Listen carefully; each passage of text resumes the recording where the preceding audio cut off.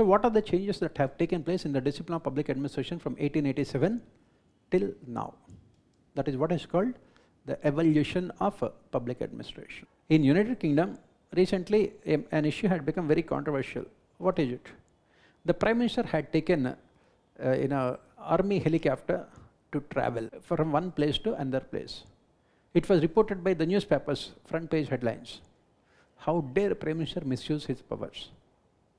When local trains are available, why should he spend taxpayers' money on traveling in army helicopters? And the Prime Minister had to apologize also, saying that next time I will not do it, I will travel only in trains. You know, what is the difference between India and Western countries? In Western countries, they can pinpoint exactly, accurately, at what time the rainfall will be there.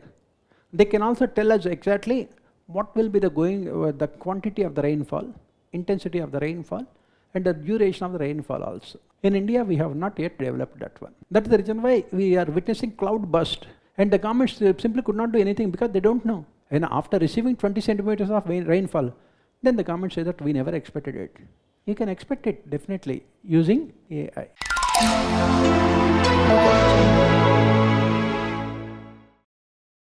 Congratulations on clearing UPSC 2024. Watching you succeed is really inspiring. Thanks. I have been in your shoes. I know how overwhelming the start feels. Exactly. There's so much to cover, I don't even know where to begin. I felt the same. That's why I joined the GS Foundation course by Vision IAS, which offers structured classes, expert faculty, and regular revision. It gave me clarity and momentum. And you stayed consistent with it? Yes, I followed the complete roadmap offered by the course. If you're aiming for 2026, start with this course. It offers you holistic coverage with every stage of the exam covered seamlessly. This is where your journey will truly begin. Got it. I will definitely explore the course. Where can I find the details? Just visit their website or call on the given numbers.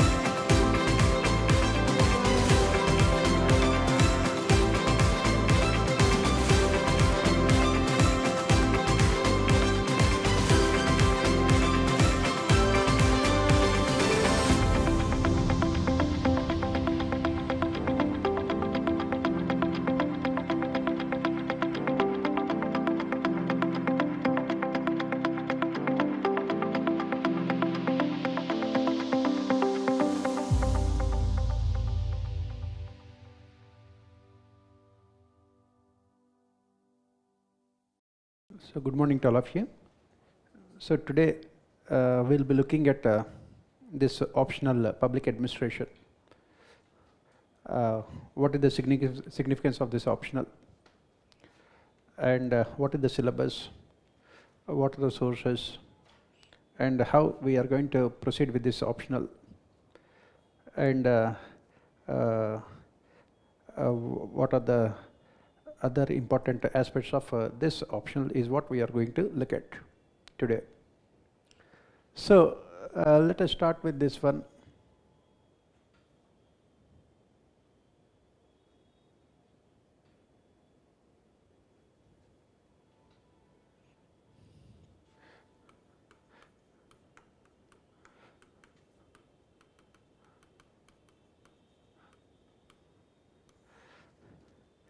So before looking at this public administration optional as such, let us see what are the factors that you have to take into consideration while selecting optional in the UPSC examination.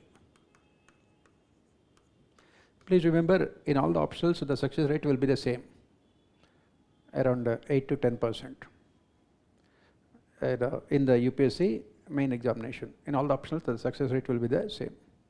That means if 100 students will take that optional, 10 of them will be there in services, around 10%. Sometimes it can go up to 12% or 13%, depending on that particular year optional. Now, coming back here, if this is the case, what are the factors that we should take into consideration while selecting the optional? First of all, you should look at your academic background. You should be looking at your academic background. And if your academic background matches that optional, then it becomes easier because you already have some kind of basic knowledge about that optional. First one is academic background. The second one is the syllabus of that optional. This is the second thing that you have to look at. Third and the most important one is how much this optional can contribute to your GS preparation. This is the most important one. What is the contribution of this optional for your GS preparation? And the fourth one is the time period for completion of that optional. What is exactly the time period? How long will it take you to complete the optional? And next one is the material content, whether the content is available for that proper content is available or not. And the next one is proper guidance is there for that optional or not. This is what you have to look into by selecting the optional. Normally people go by the so-called popular optionals, but again the success rate will be very less. So first one is academic background. Nowadays what you can see is that when UPSC made changes to the syllabus in 2013, what you can see is that most of the students prefer the optional from what they have studied in their graduation, because when UPSC included these science optionals, automatically those are from IITs.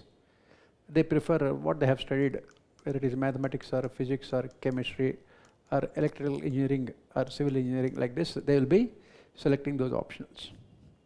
And those who have studied in their graduation this like economics or philosophy or psychology, they will be taking those things.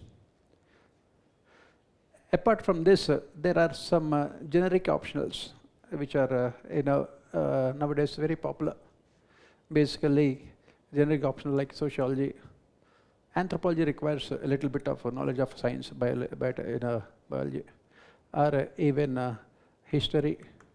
Geography again requires a little bit knowledge of your physics or mathematics. It is a scientific bent of mine. And then of course options like public administration, and then political science. These are all what you call generic optionals. So if you don't have any academic background, you can look for the generic optionals. And then the second one is syllabus. Syllabus, if you look at it among these all optionals, take the case of something like political science. Syllabus is very vast. It takes at least 1 year just to complete the syllabus. That means you need at least 2 years, because the optional reading only takes 1 year. That means GS another 1 year for preparation. So you need at least 2 years to complete your preparation. So obviously, even though material is available and everything is there, the thing is that it requires a lot of what you call study. Syllabus is very vast. That is the thing. And then sociology, again, it's a generic one, but again, that is the problem with sociology. The questions can be so generic that anyone can answer the questions. It becomes difficult to convince the examiner. So, and then contributing to the general studies preparation, time period and material. So let us now look at all these things from a public administration perspective. Look at all of them from the public administration perspective. First of all, do we need any academic background for a public administration? Not at all required.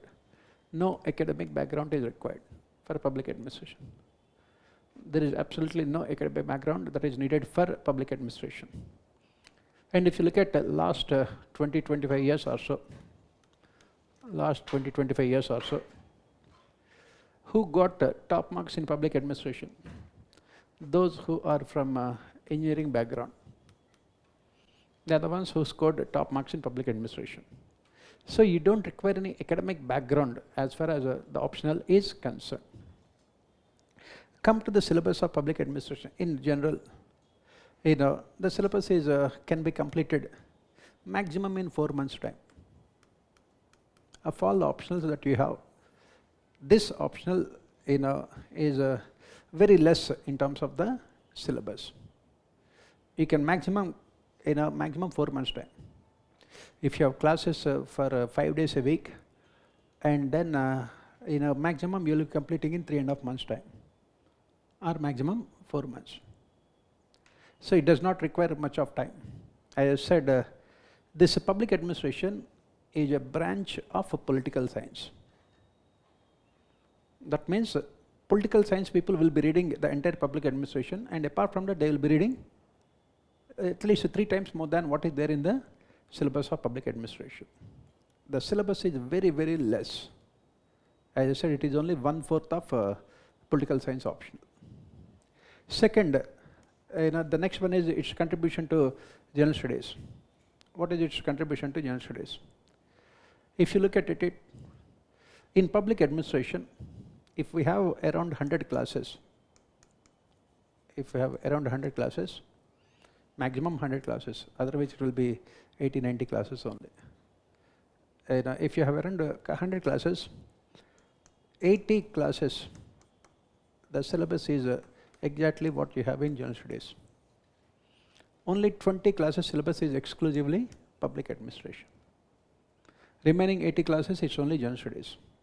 For example, your entire Indian polity and governance is part of public administration. Your entire ethics, except the philosophical aspects, is part of public administration. And in public administration, you have internal security, you have disaster management. They are all part of syllabus of public administration. And at least 30 to 40% of your economy is covered in public administration. 32% of your economy. And of course, nowadays UPSC is asking most of the essays from philosophical perspective. Otherwise, at least 1 or 2 essays are only from public administration. At least 1 or 2 essays are from public administration. So, as I said, only 20% of the syllabus is exclusively for public administration. Remaining 80% is completely GS. And you will not know whether it is public administration or GS also. Because everything is, the syllabus is the same exactly. This is about the syllabus point of view. And as I mentioned, the duration, maximum 100 classes. Otherwise, you complete it in 80-90 classes. Because not much is there. Then proceeding further, study material. Whatever the study material you have for general studies, as I said, 80% of syllabus is only in GS. So you have, there is no depth of syllabus, this material, study material. You have a very good study material. And whatever you are studying for general studies will be there as part of public administration also. And of course, the proper guidance is always there, because it is one of the most popular options of UPSC. 4 years back in 2020, one of our students got the #1 rank also with public administration optional. The best part of it is that if you are doing well in public administration, you will be automatically doing well in all other papers of general studies. As I mentioned, one of our students got #1 rank. He got the top score in GS paper 2, GS paper 4 and essay. Why? Because he has very good knowledge of public administration. This is the advantage of public administration. If you are taking physics, it will not contribute anything to your GS preparation. If you are taking chemistry, again it will not. If you are taking mathematics, again it will not. And you have to read every entire general studies. But on the other hand, if you are taking GS, it will automatically, if you are taking public administration, it will automatically contributing to these papers of general studies. This year also, one of my students, she got 12th rank. In GS paper 2 and paper 4, she got the top marks. Invariably, if you are taking public administration, in the GS paper 2 and paper 4, automatically you will get very good marks. These are the papers normally people find it difficult in general studies, wherein they don't get good marks in GS paper 2 and GS paper 4. If you look at the last 10 years of UPSC mains GS papers, average score in GS paper 2 is only out of 250 marks around 85-90 marks. And average score in again ethics is only around 90-95 marks. But consistently, those who are from public administration are the ones who will be scoring very good marks. For the simple reason that in GS paper 2, basically in polity, you will study about constitution and law in your GS classes. But what are the questions? The questions are mostly about polity. Polity is different from constitution, which is different from law. So automatically you don't find people getting good marks. Take this year's GS paper 2. Out of 10 questions they have asked from polity, not even a single question need any kind of knowledge about constitution. Forget about law. Not even a single question. But what is required is in-depth knowledge about polity. And this polity is normally not taught in GS classes. And this is where in public administration you will be looking more into those things. And that is the reason why people from this public administration optional, they are the ones who will be getting very good marks in GS paper 2. And come to the fourth, GS paper 4, ethics. Ethics is all about administration. All the ethics cases are only about administration. You are a district collector and they say that you are facing with this problem. And that is what you will be studying in public administration. What are the functions of district collector? What are the functions of a cabinet secretary? What are the functions of a superintendent of police? Because all of you are going to be administrators. UPSC wants you to have knowledge of administration. Because all of you are going to be administrators. What is needed for you to be a successful administrator? You need knowledge of what is needed for you to be a successful administrator. Do you require knowledge of say physics or chemistry or mathematics? Then what is needed? Administration. You need only knowledge of administration. And that is the reason why nowadays if you look at the GS paper 1, 2 and 3 4 also, nowadays UPSC is focusing more on administrative dimensions. They want you to imagine that you are an administrator and they want you to come out with the solution. And you need that kind of administrative perspective which you can get with the public administration optional. That is the reason why those who have this public administration optionals are the ones who will be automatically writing very good answers in all GS papers. And that is the reason why it is one of the most popular options, optionals for a long period of time. And these are all about the present. What about the future? In 2016, UPSC has appointed a committee to suggest reforms in civil services, popularly known as the BUS-1 committee. In 2016, BUS-1 committee has suggested radical changes in the recruitment process. It has said that the UPSC is not conducting the examination properly and efficiently. Why? Because what is needed for administration is not being tested in the examination.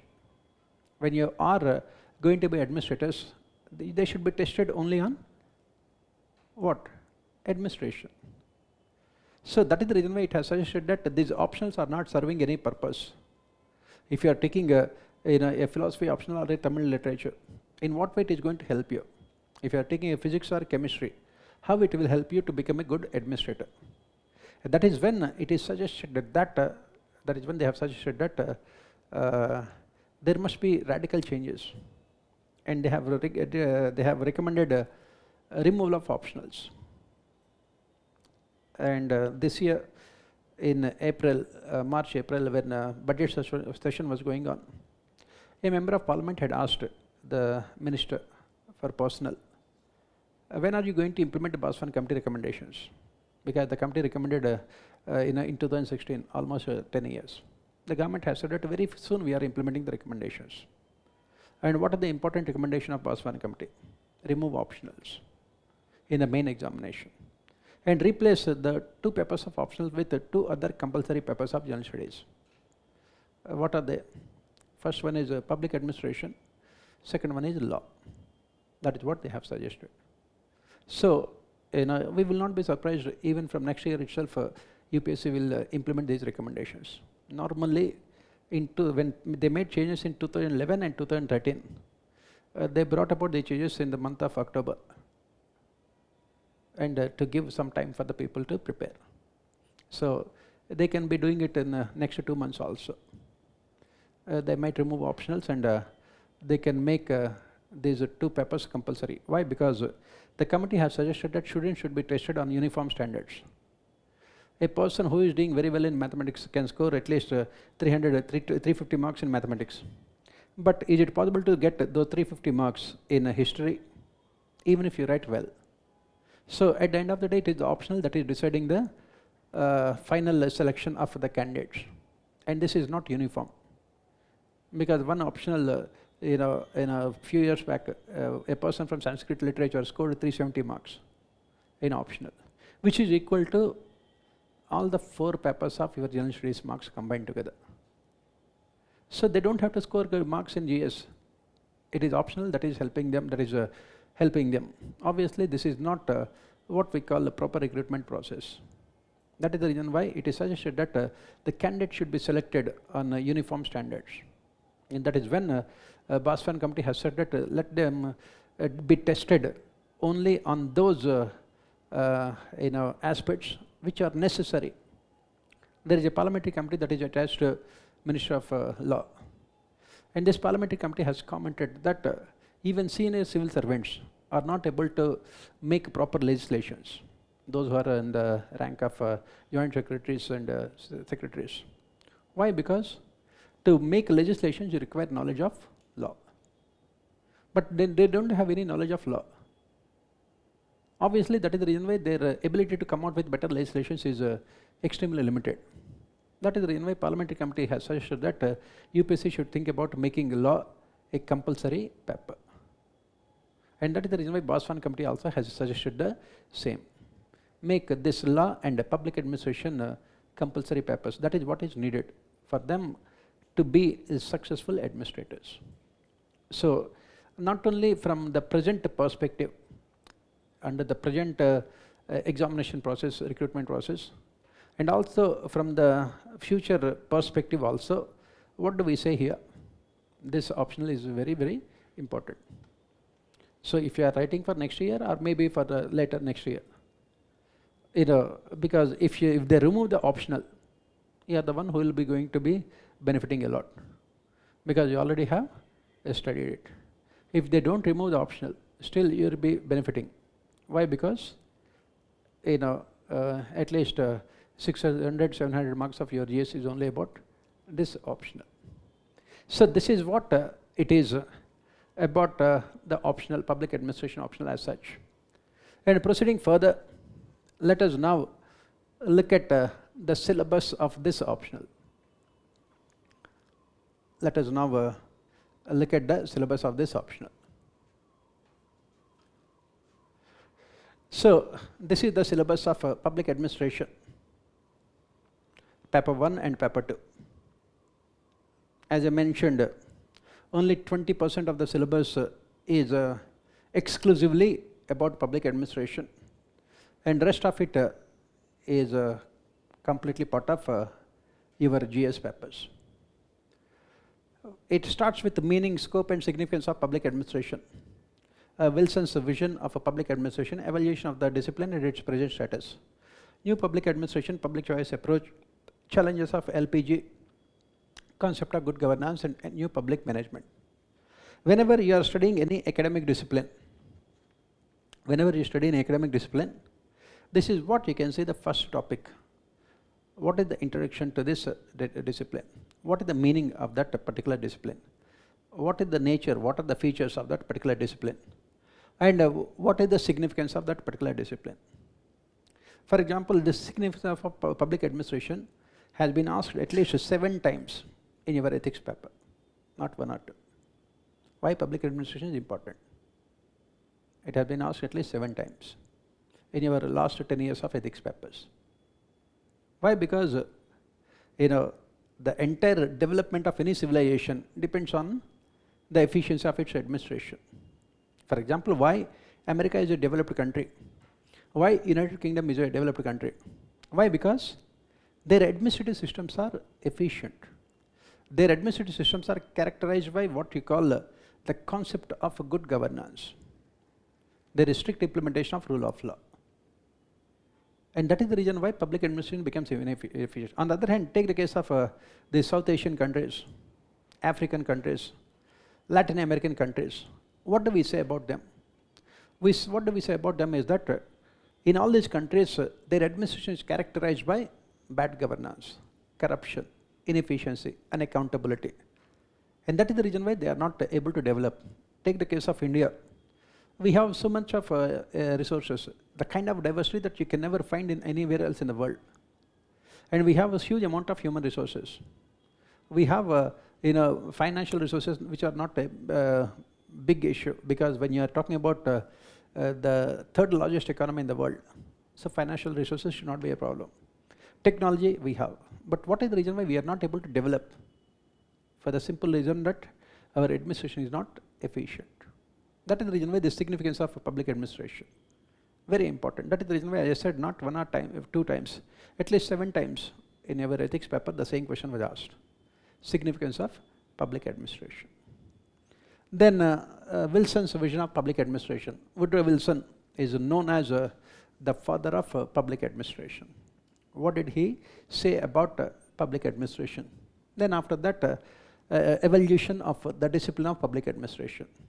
This public administration discipline has come into existence in 1887 with the publication of the article, The Study of Administration by Woodrow Wilson. So what are the changes that have taken place in the discipline of public administration from 1887 till now? That is what is called the evolution of public administration. So many changes have taken place. And please remember, all the changes are part of our GS syllabus. All of them are part of it. Because as I said, all of you are going to be administrators. You should know the changes that have taken place. And that is why, this new public administration is the essence of your entire ethics paper. If you have to define your entire ethics paper in one single word, it is new public administration, which talks about values in public administration. Your entire ethics paper, 250 marks, is only about values in public administration. And then this public choice approach. This public choice is what you study in your economy also. In your GS paper 3, Indian economy, public choice approach. And then challenges of LPG. This is what you study in all your papers of general studies. In paper 1, impact of globalization on culture. In paper 2, impact of globalization on administration. In paper 2. In paper 3, impact of globalization on our economy, GS paper 3, economy. And impact of globalization on our environment, disaster management. Impact of globalization on our internal security, terrorism. So challenges for LPG. And good governance, concept and applications. The good governance is there in both your GS paper 2 and ethics papers. Half of the questions in ethics papers are only about good governance. And they will mention the term good governance so many times in the syllabus also. Why? Because as an administrator, you must ensure good governance. What is that good governance? How to achieve it? Concepts and application, new public management. And this is part of your GS paper 3 as part of public sector enterprises, NPM. So this is the first topic. And this second topic is the crux of public administration, second chapter and the third chapter. They are the crux of public administration, where you find all these administrative thinkers.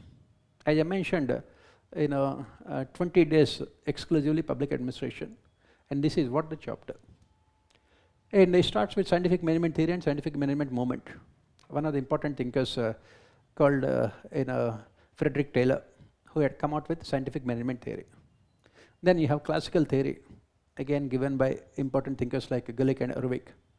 Max Weber's bureaucratic model. And if I have to again describe our 250 marks of ethics paper with only one single sentence, it is Max Weber's bureaucracy.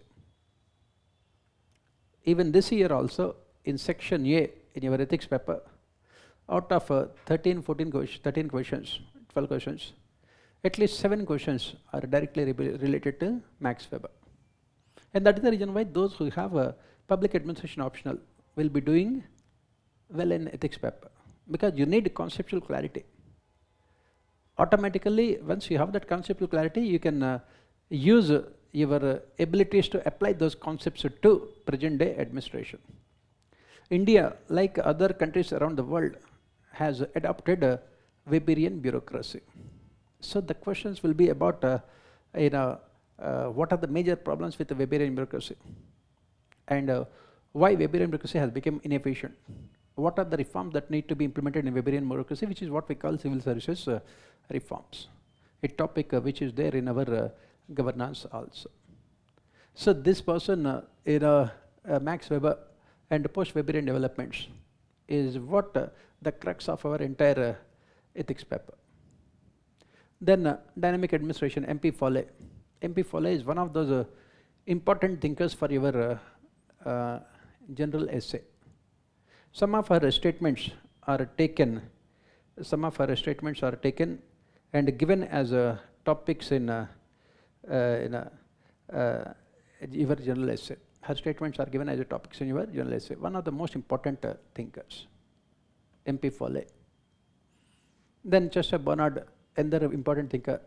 Herbert Simon, decision-making theory. He got Nobel Prize in economics. It's an economic theory. And participative management. These are all the thinkers. References like Chris Argyris and Douglas McGregor. Then go to the next topic, administrative behavior. Process and techniques of decision-making, communication, morale, motivational theories, content, process and contemporary, theories of leadership, traditional and modern. These questions are repeatedly again asked in your ethics papers. Leadership, decision-making, communication. They're all part of the successful characteristics of a leader. So that is the reason why these things are repeatedly asked. The questions are asked in your ethics papers. They're all very important thinkers. Then organizations, theories, system theory, contingency theory. This is purely theoretical one. Structure and forms. Rest of all of them are there in your GS ministry. If you look at GS paper 2, it starts with ministries and departments, syllabus, governance syllabus. It starts with ministries and departments, then corporations, companies, boards and commissions. They're all there in your entire polity. And ad hoc and advisory bodies. You have Finance Commission, you have Election Commission, you have National Commission for Backward Caste, National Commission for Scheduled Caste, National Commission for then Scheduled Tribes, then National Human Rights Commission. You will be talking about all of them. Then headquarters and field relationships, regulatory authorities. Every year, one question in your either polity or economy will be about regulatory authorities. And last year, in your economy, public-private partnership was asked for 15 marks. In your economy. That's what I said. will be covering at least 30 to 40% of your economy. Because public administration syllabus covers the entire general studies syllabus. Then next topic is accountability and control. Concepts of accountability and control. Legislative, executive and judicial control over administration. These are all the things that you will be studying in your polity. What is the reason why our legislature has not been to exercise control over administration? What are the instruments in the hands of the legislature to control the functioning of administration? How can legislature? Have you studied polity? Yes? No? Studied. What are the instruments in the hands of the legislature to control the functioning of administration? Controlling administration. How? Question hour, 0 hour, short duration discussion. Then passing of bills. Then passing of bills, passing of budget. Then parliamentary committees. Right? These are all the instruments of legislative control over administration. How judiciary can control administration?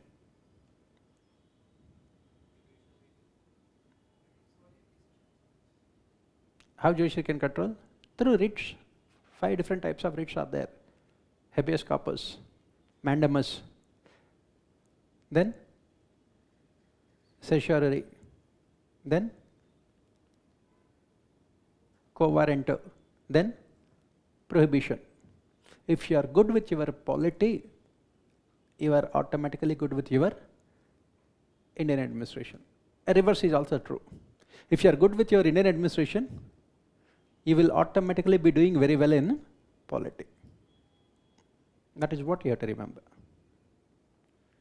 If you are good with it, because these are all things which you will be studying in polity. Please remember, if you are taking any optional, whether it is physics or chemistry or mathematics, you must be studying all these things for your polity. But the only thing is that if you are studying all those things for your polity, automatically your entire public administration is covered. And another thing, as I mentioned, is that in polity, you are looking at them at a peripheral level. In public administration, we will go in depth, because of polity, you have around maximum 35-40 classes. Public administration, 100 classes. That means what they are doing 40 classes in polity, will be doing it in 100 classes. Obviously, we will be going little bit more in depth. And that is the reason why. People with public administration will always score. I said, one of my students this year, she got a 12th rank, and she got very good marks in public administration. GS2 and GS paper 4, she is the top scorer. Automatically, it happens. Why? Because what the people are studying for 20 days, you are studying for 40 days here. That means you will be studying more than, at least double of what people from general studies study. Why? Because in general studies, they have to study so many other things along with optional. Here, you are not studying anything separate. Everything that you are studying here is there in the optional. All these things are there. Then proceeding further, citizen administration, role of media. It was asked for general essay, 125 marks. Then interest groups and voluntary association, they are all part of your GS paper 2, governance. Civil society, this year in your GS paper 1, 2, 3 and 4 combined together from civil society and these voluntary associations, they have asked 5 questions. Only from this topic, in all the 4 papers, only from one topic. That means, I'm excluding the questions from public administration. If you include the questions from public administration and GS, only from this topic you will have minimum 150 marks. Only one topic. Because in GS paper 1, 2, 3 and 4, these questions are asked. Citizen charters, these topics are there in your PUBAD paper 1, it is there in Indian administration, it is there in your polity governance, it is there in your ethics papers. Only one topic in all 4 papers. And you are writing the same answer at the end of the day. Last year, citizen charters was asked for 15 marks in your governance, GS paper 2. Before, this year, I think citizen charters was asked for 10 marks in your ethics paper. The same questions will be asked. And the same questions will be repeated in your Public administration. What normally UPSC does, in fact, I will take up this year's public administration paper also. They take the questions that are asked in Indian administration and they are repeated in the next year in polity and ethics and economy papers. The same questions are repeated. And to ensure consistency, UPSC will repeat the same spelling mistakes also, so that people don't think that they are different questions. When I take up the question paper, you will find out those things. All the questions. Right to information. This topic is there in both your polity governance and ethics papers. It is there in your prepared paper 1 and Indian administration also. Only one topic, 4 papers. And social audit. The questions are repeatedly asked about social audit in your ethics and governance papers, because they are all part of reforms. Then administrative law, meaning, scope and significant. Dice on administrative law, delegate legislation, administrative tribunals. This year, your polity second question is about administrative tribunals. Nobody could answer that question. Why? Because they don't know. In polity, these things are not taught. And they are the crux of your entire public administration. And delegated legislation. The questions are repeatedly asked about delegated legislation in your GS polity prelims papers. And DICE is the questions of, DICE you will be studying in your polity also. When you study Article 14, equality before law, DICE's concept of rule of law comes. And the questions are so many times asked in our prelims about this DICE's concept of rule of law. And we will be discussing them very, what we call in an in-depth manner. And these tribunals, I have said, every year good number of questions are asked from tribunals in your GS paper 2. Very good number of questions. Please remember these tribunals are asked in your GS paper 3 also. Next, comparative public administration. Historical and social factors affecting administrative systems, administration politics in different countries. Current status of comparative public administration, ecology and administration, Rixian models and their critique. If I have to say the most important thinker for your entire general studies papers is Fredericks. Rix is the most important thinker for all your general studies papers, because he is the one who has successfully implemented this systems approach, which is the crux of your entire GS preparation. What do I mean by that? When you are writing answers in GS papers, you will be writing multi-dimensional answers. That is what normally you are taught in your GS papers. This is what we say. If you are writing, say, answer in, say, economy about unemployment, you have to answer about this unemployment from economic point of view, from social and cultural point of view, from global perspective, from technological perspective, and from the perspective of these pressure groups. In India, there's trade unions are the most important powerful pressure groups, and they have not allowed the government to implement labor reforms. The same question was asked in your GS paper 3 last year, labor codes. And you have to answer from all these dimensions. Again, if you look at the GS paper 3, average score in GS paper 3 is out of 250 marks is only 70 marks. Why? Because they don't know this systems approach, where everything is interlinked and you have to write multi-dimensional answers with interlinkages. And that is the crux of the entire Rixian theory. And it explains why there is so much of corruption in India. And his concepts have been routinely asked in your GS paper 2. And that is the reason why people with public administration will be getting very good marks.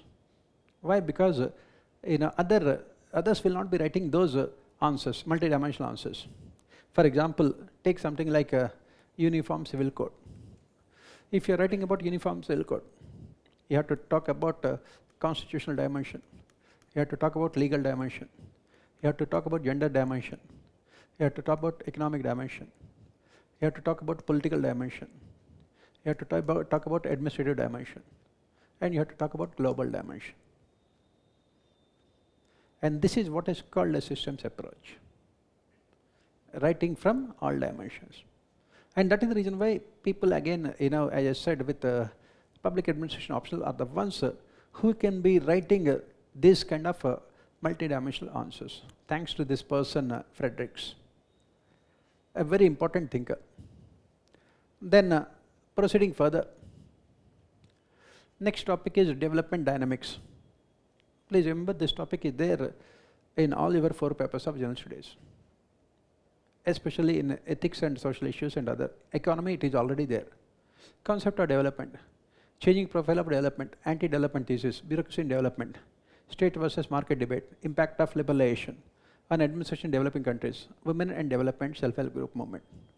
All these topics are there in all your 4 papers of general studies, because the entire syllabus is all about development.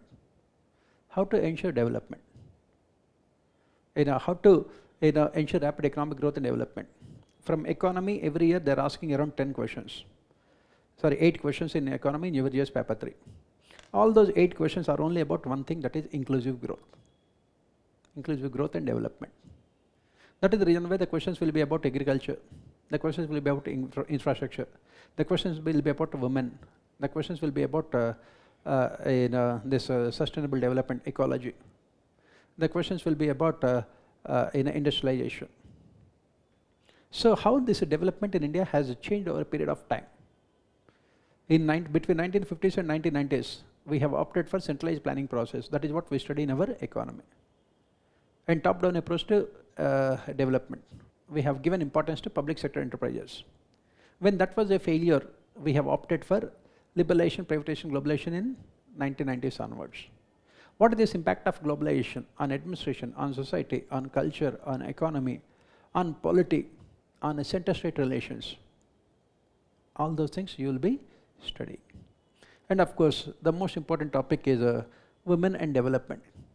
And again, if you look at it, this topic, it is there in all our 4 papers of GS. Last year, if you look at GS paper 1, out of 20 questions, 4 or 5 questions only about women. GS paper 1 I am talking about. Every year, out of 6 ethics case studies, 1 ethics case study is always about women. Take the case of last 10 years. Take last 10 years of UPSC question papers. Every year, 1 ethics case study is all about women. That means 20 marks is already assured. And if you look at the questions related to women in all GS paper 1, 2, 3 and 4, they will combine together, you will have at least 100 to 150 marks, only about women. So, if you know about problems of women and also the solutions to their problems, women may or may not be empowered, but you will be empowered. You will get into IAS. After that, you can safely forget. Right? So, that is what it is. These are all the topics, as I said, this is the crux of our entire GS. Right? Then this personal administration topic is the essence of your entire ethics paper and governance. Importance of human resource development, recruitment, training, career advancement, position classification, discipline, performance appraisal, promotions, pay and service conditions, employer-employee relations, grievance redressal mechanisms, code of conduct, administrative ethics. These are all the topics which is the essence of your GS paper 4. This is the essence of your GS paper 4. Why? Because what is this topic about? What kind of recruitment process is there in India for civil services? What kind of training is given to them? What kind of relationship is there between the politicians and bureaucrats? And the same question, the relation between the politicians and bureaucrats, was asked for at least 7 ethics case studies. Each case study 25 marks. Same question. And that is the reason why people from public administration will be scoring well. Because they will be studying in ethics classes, so nobody will teach you those things. That is the reason why in ethics, average score is only 85-90 marks. And in public administration, you will be studying in an in-depth manner. And then this code of conduct and administrative ethics, code of ethics and all these things, they have been, they are the crux of your entire ethics paper. This year also good number of questions are asked only from code of conduct and code of ethics. Public policy and This public policy is the crux of your entire public administration as well as GS papers. Tomorrow when you get into services, what you are going to do? You are going to formulate policies and implement those policies. So what are the policies? Education policy, health policy, industrial policy, infrastructure policy, agriculture policy, policy related to internal security. These are all the public policies. Here you are studying about how these policies are formulated, how these policies are implemented, what are major challenges in formulating those policies, and how to overcome those challenges. What are the different models in public policy formulation? This is the crux of your entire administration. Please remember, you are studying about these things not only now. After you get into Labasna, after you get into services, you will go to Lal Bahadur Shastri National Academy of Administration, Mussoorie. There, you will be taught only these things because you are going to be administrators. You should know how to formulate policies and how to implement policies. And that is the reason why Baswan committee has suggested that remove all these optionals, make this public administration compulsory. Because you should know how to formulate. That is the reason, what is the reason why most of the civil servants end up as a failure when they go to field, because they don't have any in-depth knowledge. Through training, how much can you teach? And the problem is that the training is also very useless. Why? Because your service, your rank, everything is decided before you go to this training institution. Whatever may be your performance during training will have no impact on your career advancement. So nobody takes this training seriously. That is the reason why Baswan committee has said that please test them all these things before they get into services. If you have to, to get into services, if you have to master these things, then only they will study. After you get into services, there is no compulsion on their part to study these things. So they don't take them sincerely. And that is the reason why this public policy, that is the reason why right now there are so many separate training modules for the civil servants regarding public policy. Because they don't know. For example, you are taking physics optional, getting into civil services. Do you know anything about public policy? Obviously, when you go to field, you are a failure. And that is the reason why they said that make these things compulsory. And this public policy is there in your GS paper 2, problems related to policy implementation. And last year itself, in GS paper 2, in your economy, only from this topic, around 6 or 7 questions were asked. Only from this topic. What are the reasons why policy related to education has not been successful? Why anti-poverty policies have not been successful? This year also in your economy, the first question was only about these things. For example, the paradox of poverty. The first question in your GS economy, paradox of poverty. Why anti-poverty schemes have not been successful? What is this paradox of poverty? On the other hand, on the one hand, your GDP is increasing. India is becoming the 3rd largest economy in the world. But at the same time, poverty is also going up. Your standard of life is not improving. Take most of these indices, multidimensional poverty index, global hunger index, human development index, gender equality index, India's global transparency index. India's ranking has been very poor. Why? Because of the failure of inclusive growth. Why? That is what you will be studying as part of public policies. Very important topic. Then next topic is techniques of administrative improvement. Organization and methods, work study and work management, e-governance and information technology. This e-governance is the crux of your governance GS paper 3, and routinely the questions about e-governance are asked in your ethics paper. Every year, this year also, at least from GS paper 2, at least every year 1 or 2 questions are about e-governance. And in the ethics paper, at least again 1 or 2 questions are about e-governance, because that is the future now. And then of course in your GS paper 3, cyber security, again the questions are repeatedly asked. If you see even today Hindu newspaper also, there are some very good articles about this artificial intelligence and cyber security. That is what UPSC will be asking. And management tools like MIS PERT and CPM.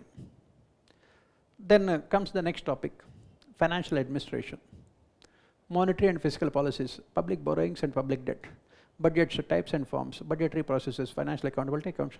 And this is completely your economy. There is no public administration here. Monetary policy and fiscal policy.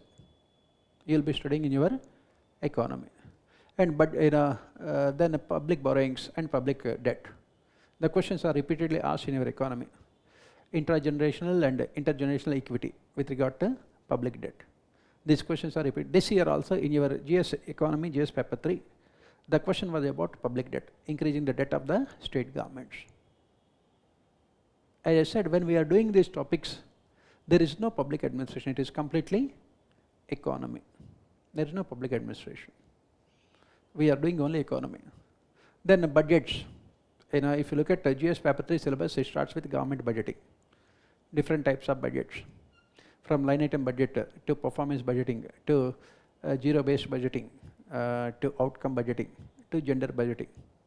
And all of them have been asked as questions in your GS paper 3 economy. Again, why people don't get marks in GS paper 3?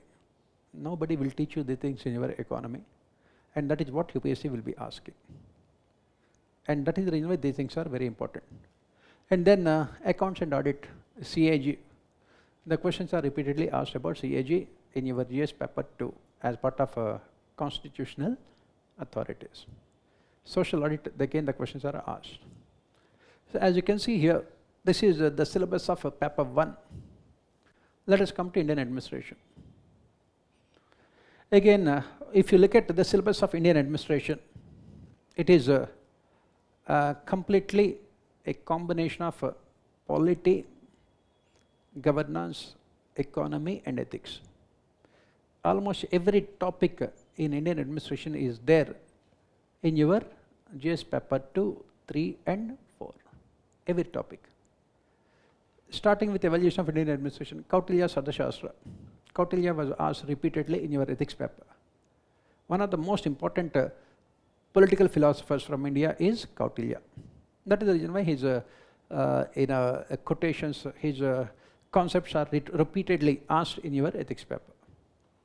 Mughal administration, you will be studying in your modern history also, or medieval history, not modern. Then legacy of British rule in politics and administration. This is where entire Indian administration is all about. We have inherited colonial administrative systems. Whatever the administration that we have now in India is nothing but an extension of the British administrative systems. Parliamentary democracy, federalism, the office of collector, civil services, judiciary, local self-governments, budgets, secretariat administration. Everything is nothing but a continuation of British rule. So, we will be looking at all of them. Everything is nothing but a continuation of British rule. Every UPSC topper has one thing in common, a powerful optional subject that gave them the edge in mains. It's not just syllabus coverage, it's about building depth, precision and scoring power that sets you apart when ranks are decided. That's exactly what the Vision IAS Optional Classroom Program 2026 delivers. Immersive classes for crystal clear concepts, intensive answer writing practice with expert feedback, dedicated mentorship to sharpen focus and strategy, refined study material trusted by toppers year after year. Whether you are starting fresh or aiming for the final breakthrough, this program transforms your optional into your rank booster. With Vision IAS, you never prepare alone. You prepare with the institute trusted by toppers across India. New batches for anthropology, geography, political science and international relations and sociology begins from 18th September. Don't just prepare, dominate mains with your optional. To know more or register, visit our website or call us on the given numbers.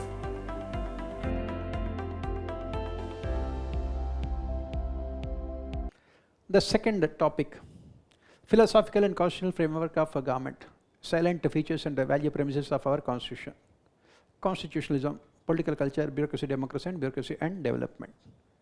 If we have to define entire syllabus of our polity governance paper with a single word, it is only one thing, that is constitutionalism. And what are the values that our constitutional forefathers have cherished in our constitution? What are the value premises of our constitution? Those who have studied polity what are the values that our constitutional makers have cherished while formulating the constitution? Where do you find all those values? In the preamble. So what are they?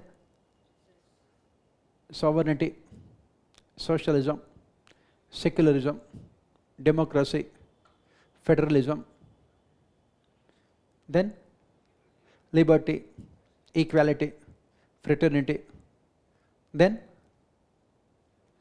independent judiciary, fundamental rights, directive principles of state policy. But the question is that we have all of them in our constitution, but do any of them are there in reality? Fundamental rights are there. Do people enjoy all those fundamental rights? Take the case of right against exploitation, Article 23. Go to villages, there the landlords would be ruthlessly exploiting the landless labor. Do they have right against exploitation? Article 15, right against discrimination. But you can see discrimination taking place in the society in the name of the religion, caste, region, language, gender, so on and so forth. And that is the reason why this word constitutionalism has come. The essence of constitutionalism is to see whether we have this constitution being implemented in both letter and spirit.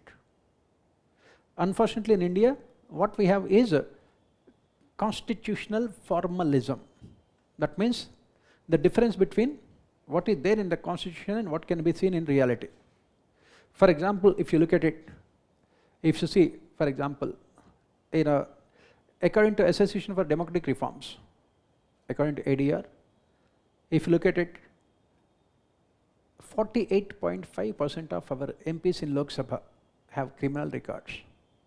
That means lawbreakers have become lawmakers. Do you say that you have rule of law? Do you say that you have constitutionalism? That is what we will be looking at. Dynamic functioning of the constitution is what we call constitutionalism. And this bureaucracy and development, this political culture is a very important topic in your ethics paper. Political attitudes and political culture. It is separately mentioned in your ethics paper also. Why? Because it is the political culture that determines the functioning of the political systems. If you look at India and United Kingdom, what is the difference here between India and United Kingdom? The similarity is that both the countries have the same kind of political systems. Parliamentary democracy, rule of law, then multi-party system, and universal adult franchise, and then independence of judiciary and everything else. Constitutional democracies. But the question here is that, do we have the same kind of rule of law as you can see in United Kingdom? The functioning of the constitution is radically different. In India, is there any inner party democracy? We have multi-party democracy, but do we have inner party democracy? In UK, you have inner party democracy. You can see, till recently, Rishi Sunak was the British Prime Minister. After he has resigned, he went back to his private sector and working in the private sector. Can you imagine any of the Prime Ministers going back and working in the private sector in India? Right? In United Kingdom, recently an issue had become very controversial. What is it?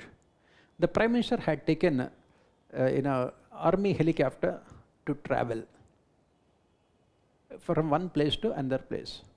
It was reported by the newspapers, front page headlines. How dare Prime Minister misuse his powers? When local trains are available, why should he spend taxpayers' money on traveling in army helicopters? And the Prime Minister had to apologize also, saying that next time I will not do it, I will travel only in trains. Can you ever imagine these kind of things happening in India? That is what we say, the functioning of the... You have the systems which are exactly the same, but the functioning is radically different. Even here in our chief ministers, even to travel 5 kilometers distance, they will take a helicopter. Why? Because there are no values, there are no ethics. Right? That is why probity in governance, the topic which we'll study in in this ethics paper, in public administration also we'll be studying about it. There is no probity in governance.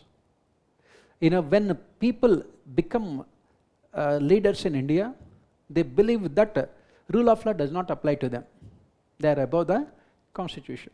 In United Kingdom, a cabinet secretary has conducted an impartial inquiry against the Prime Minister for violation of his, for misuse of his powers, and submitted a report saying that Prime Minister has committed this crime, which led to the resignation of the Prime Minister. Can you ever imagine in India Cabinet Secretary conducting an impartial inquiry against the Prime Minister? The Prime Minister was Boris Johnson. And what is the mistake he has committed? Very simple one.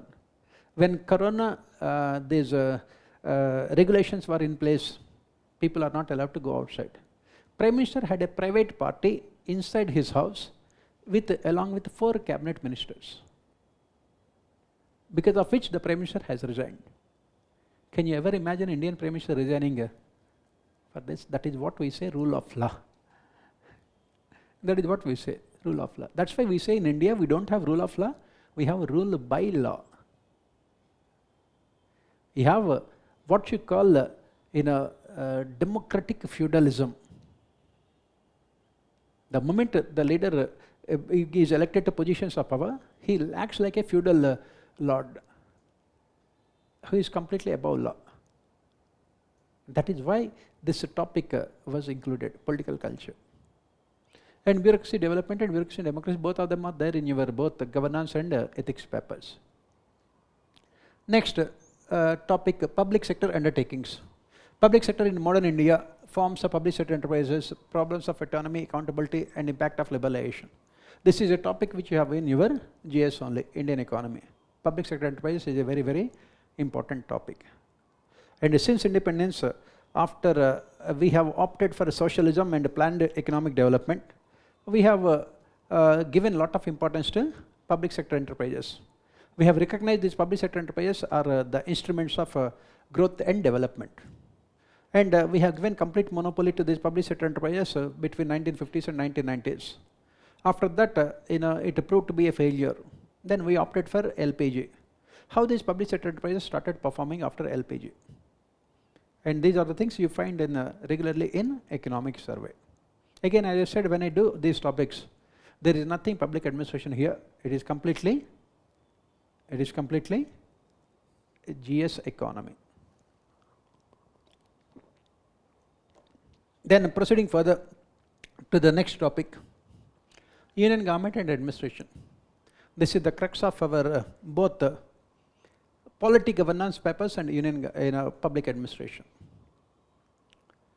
We are talking about executive, parliament, judiciary, structure, functions, work processes, recent trends, inter-government relations, cabinet secretariat, PMO, central secretariat, ministries and departments, boards and commissions and attached offices and field organizations.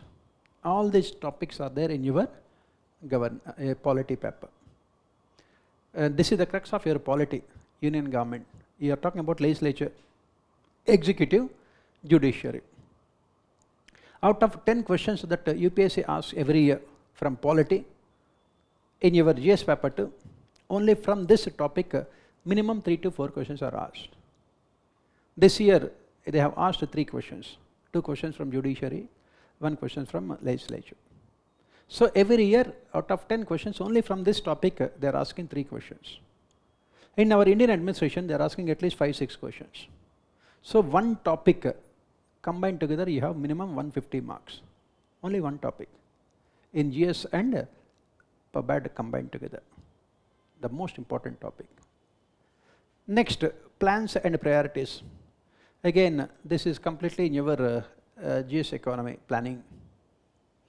Machinery of planning, role and composition of planning commission, NDC, indicative planning. The questions about indicative planning are repeatedly asked in your GS paper 3, Indian economy. And the questions about Niti Aayog are repeatedly asked in your GS paper 3, Indian economy. Then constitutional amendments and decentralized planning for economic growth and development. This is basically 73rd, 74th amendments. The questions are again repeatedly asked in your GS paper 2, 73rd and 74th amendments. Then state government and administration. Again, this topic is there in your polity only. Union state administrative, legislative and financial relations. This year, the center state financial relations has been asked for 15 marks in your GS paper 2. Center state financial relation. It has been asked. And the role of finance commission, repeatedly asked. Finance commission in both in our polity papers. Governor, chief minister, again the questions are repeatedly asked about governors, especially the recent Supreme Court judgment regarding the discretionary powers of the governors. Chief secretary, secretariat and directorates. These are all purely administration. Then the next topic is district administration since independence, changing role of the collector, union state relations, local relations, imperatives of development, management and law and order administration, district administration and democratic decentralization. This is a topic which can be close to your heart. Why? Because this topic talks about what you are going to do when you get into IAS. All of you, your ultimate dream is to get into IAS. And after you get into IAS, your next step will be becoming collector of a district. So what you are going to do after you become collector? What will you do after you become collector? Do you know what you are going to do after you become collector? Yes? What you are going to do? What are your functions? That is the reason why this topic. Changing role of the collector. And union state local relations, imperatives of development management and law and order administration, district administration and democratic decentralization. Only from this topic every year at least 3 case studies will be asked. Ethics paper. Why? Because every case study will be about saying that you are a district collector and you are facing a dilemma. How you are going to solve it? That is what is called administration. And how you are going to solve it is part of these topics. That is the reason why I keep on saying those with public administration optional are the ones who will be scoring very heavily in ethics papers, because you are studying all those things here. In ethics, they don't teach you the things. Why? Because to teach those things, they must have knowledge also. They don't have knowledge of public administration, because this is all part of public administration. Next, civil services. Again, this topic will be similar to the one which we have discussed in paper 1, personal administration. What are the constitutional positions, structure, recruitment, training and capacity building, good governance, code of conduct and discipline, staff associations, political rights, grievance redressal mechanism, civil service neutrality and civil services activism. All this is the crux of your 250 marks of ethics paper. It is all about your ethics paper, civil service neutrality, civil services commitment, values, recruitment, politician, bureaucrat relations. These are all the important things in our ethics paper. Then financial management, budget as a political instrument, parliamentary control of public expenditure, role of finance ministry in monetary and fiscal area, accounting techniques, audit, role of CGA and CAG, Comptroller and Auditor General and Comptroller General of Accounts. Again, I just mentioned the questions are repeatedly asked in your GS paper 2 from these topics. Administrative reforms since independence, major concerns, important committees and commissions, reforms in financial management and human resource development, problems of implementation. These administrative reforms is part of your GS paper 2 and paper 4 governance.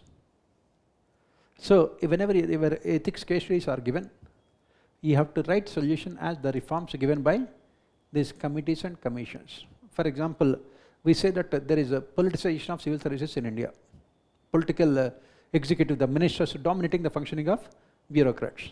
How to stop this politicization? That is where you talk about administrative reforms. As I said, this politicization of civil services was asked at least 6-7 times in your ethics case studies. Again, that is the reason why people will not be getting marks, because you need in-depth knowledge of public administration. Then rural development. This is a topic which is there in your both the GS paper 2 and 3. Institutions and agencies since independence, rural development programs, foci and strategies, decentralization, Panchayat Raj, 73rd Constitutional Amendment. Every year out of 10 questions in polity, 1 question is always about rural development. And please remember, in ethics case studies nowadays they are asking 1 question about rural development. They are asking, and you are talking about so many programs. For example, you have in rural areas we have NREGA is implemented, Food Security Act is implemented, Sarva Shiksha Abhiyan is implemented, and then self-help groups are there. The questions will be repeatedly asked. Then urban local government. Again, this urban development again is there in all 4 papers of general studies. In paper 1, as part of social issues, problems of urbanization. Every year, including this year, at least 2 questions are only from problems of urbanization, urban flooding, urban infrastructure, urban finances, then sustainable development concerns, because of environmental degradation, urban housing, and then increasing population in urban areas. Like this, in paper 2 you have 74th amendment is there. In paper 3 it is part of disaster management. In paper 4 ethics case studies, urban development.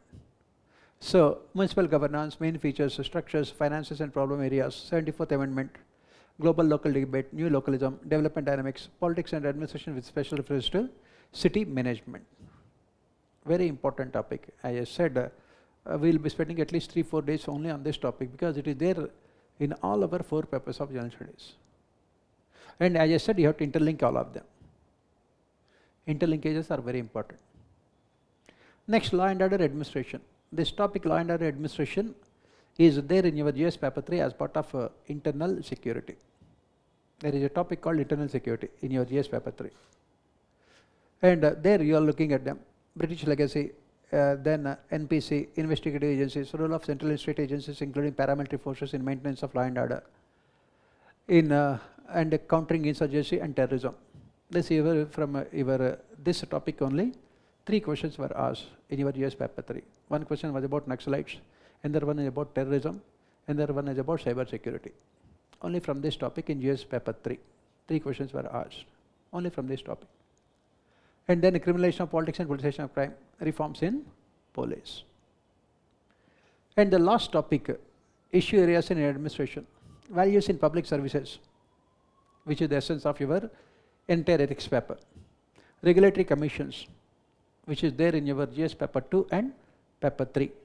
What are those regulatory commissions? So many of them are there. NHRC, National Commission for Women, Central Vigilance Commission, then SEBI, Security and Exchange Board of India, TRAI, Telecom Regulatory Authority of India, then administrative tribunals, and then this National Green Tribunal, then Lokpal and Lokayukta. If you take last 10 years papers, these questions are repeatedly asked in your GS papers, all of them. Very important topic because they are all the issue areas in our Indian administration, and UPSC will be asking only these issue areas in your general studies papers. NHRC repeatedly asked in our GS paper 2. Problems of administration in coalition regimes. We have now a coalition government. What are the problems of administration? Citizen and administration interface, corruption and administration, which is the essence of your polity issue areas and ethics paper. And last one is disaster management. It is a topic that you find in your GS paper 3. So this is what you can see the entire syllabus of PubAd paper 1 and Indian administration. So as I mentioned, out of 100 classes, more than 80 classes are only about our GS. And you have to remember that you have to do all the things for your GS, whether you are studying public administration or not. On the other hand, if you are studying public administration, first you are reducing your effort. You are not duplicating the efforts. You are saving a lot of your time. And most importantly, you will be writing best of the answers also. You will be writing the best of the answers for all your GS papers. That is the reason why every year if you see it, those who are getting good marks in public administration invariably score very well in GS papers. As you can see, 80% of the syllabus is only about GS papers only.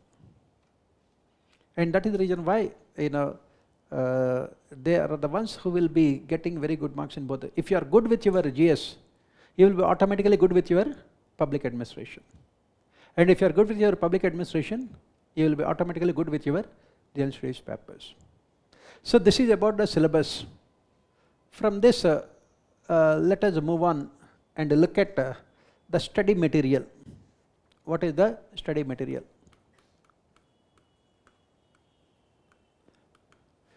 Again, you are not studying anything separately for public administration. Whatever you are studying for GS will be the same. What is study material? For paper 1, there is a book called Administrative Thinkers.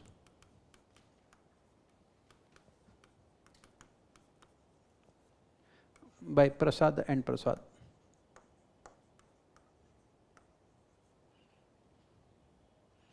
All the thinkers that we have mentioned are there in this book.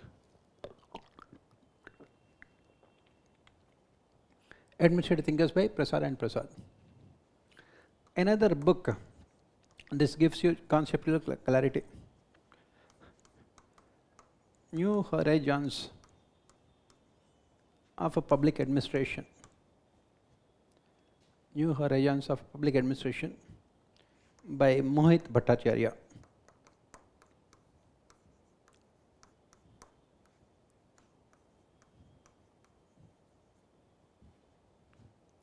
New Horizons of Public Administration by Mohit Bhattacharya.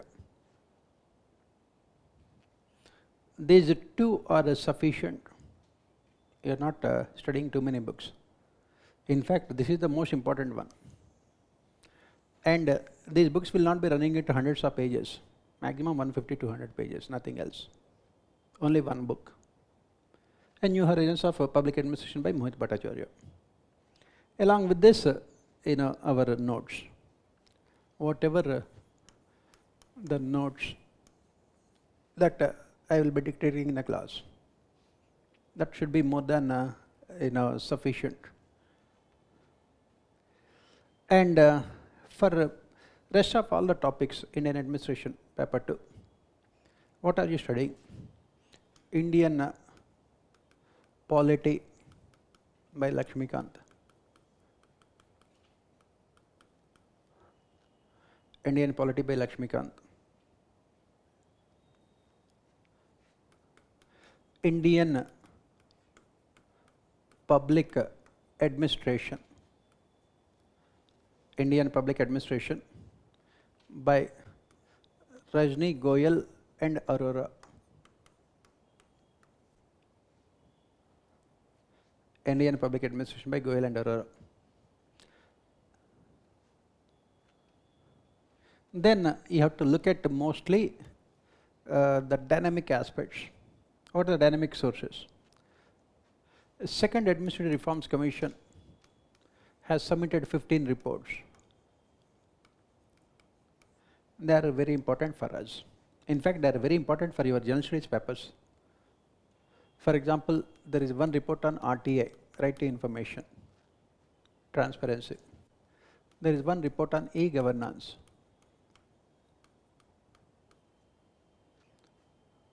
There is one report on personal administration. From this one report, in PubAd paper 1 and paper 2, out of 500 marks, 150 marks are asked only from one report. 150 marks. And this is very important for your ethics paper. And of course, there is this report, Ethics in Governance. Ethics in Governance. Ethics in Governance, which is the essence of your entire ethics paper also. There is one report on crisis management. There is one report on crisis management. Crisis management means disaster management, which is the essence of your GS paper 3. Take last 10 years of your GS paper 3 disaster management questions. All those questions were directly asked from this report only. UPSC will never go beyond government reports. Then you have this Punchy Commission on center-state relations. Madan Mohan Punchy Commission on center-state relations. This you will be studying for your polity, very important. Justice Madan Mohan Punchy Commission on Center-State Relations. This report has, he has submitted 7 reports on center-state relations. Then economic survey, which anyway you will be studying for your economy. Then you will be studying this Finance Commission reports.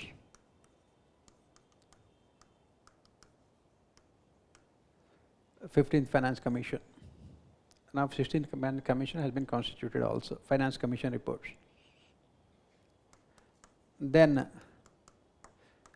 Niti Aayog reports. Niti Aayog reports. Niti Aayog reports. And then in second ERC itself, we have citizen-centric administration.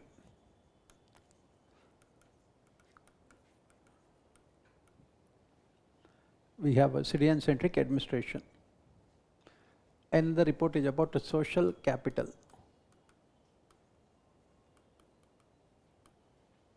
Social capital. And the report is about social capital.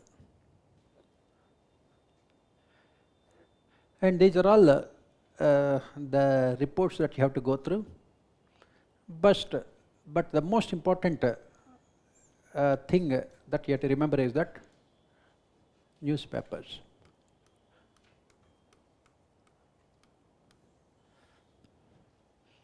Every day you have to read at least 2 newspapers, Hindu and Indian Express. Hindu and Indian Express. Because as I keep on saying all the time,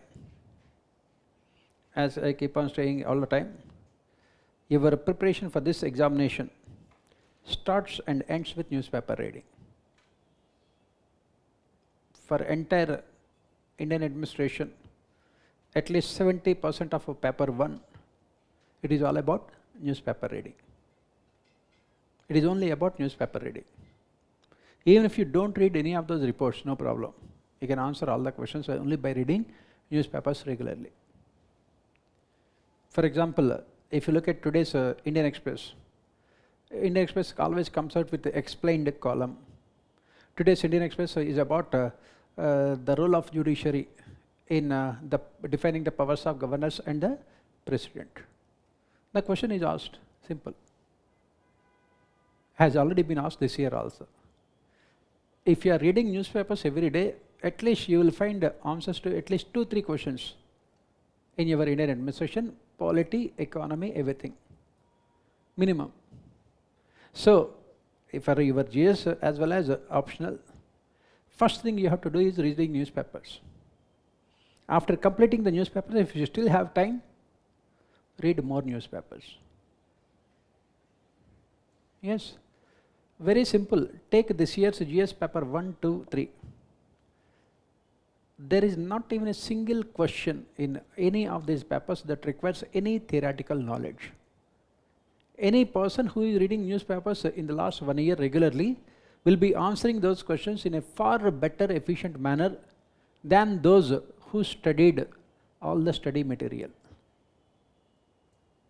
Not even a single question requires any knowledge of any concept, including geography, environment, science and technology, everything. You might be studying 50 days of geography, 60 days of geography, which is absolutely useless, whether you like it or not. Because truth is always stranger than fiction. That is why truth is very difficult to believe also. Take this year's UPSC is making this examination so generic that any graduate with basic knowledge will be able to write very good answers. None of the questions, take the case of questions related to polity this year, out of 10 questions, not even a single question require any knowledge of any article of the Constitution. Not even a single question. take your Lakshmikant and do whatever you want. Right? That is what it is. That is the reason why, and the entire public administration is only about newspapers. It is only about newspapers. It is all about current events. It's only about current events. As I said, any person who has a very simple basic knowledge about newspapers and current events will be answering all the questions. And you don't require much. In classes, what I will be doing is mostly talking about these newspapers only. After some point of time, you don't know what whether I am teaching public administration or doing newspapers. Right? That is what it is. And that is what the essence of your entire preparation also. You have to read 2 newspapers every day, Hindu and Indian Express. For example, today's Hindu and Indian Express combined together, there are at least 7-8 articles which are very important for your polity, for your economy, for your administration, for your science and technology, for your environment, for your agriculture. This is the syllabus of your GS. And for your disaster management, and for your internal security. There is an article about from internal security. And why do you have to read more than that? Right? If your preparation starts and ends with newspapers, our entire public administration, as I said, except the 20% of that syllabus, 20 classes, even in those 20 classes also it is linked to newspapers only, because you have to take the thinkers and apply them to current events. Scientific management theory was given in 1911. We are in 2025. So you have to apply the technique of scientific management to present day organizations. That again requires knowledge of current events. So that is what it is. That is what it is. So this is what exactly the syllabus. And that is the reason why what I can say definitely about public administration. What I can say definitely about public administration is that it is a very dynamic subject and very interesting. Very interesting. You will never get bored with the subject, because you are talking about why judiciary has not been able to perform its functions. That is what is the reason why parliament has been a failure, why district collectors have not been successful, the reason why development schemes are not successful, why urban governance India faces so many challenges.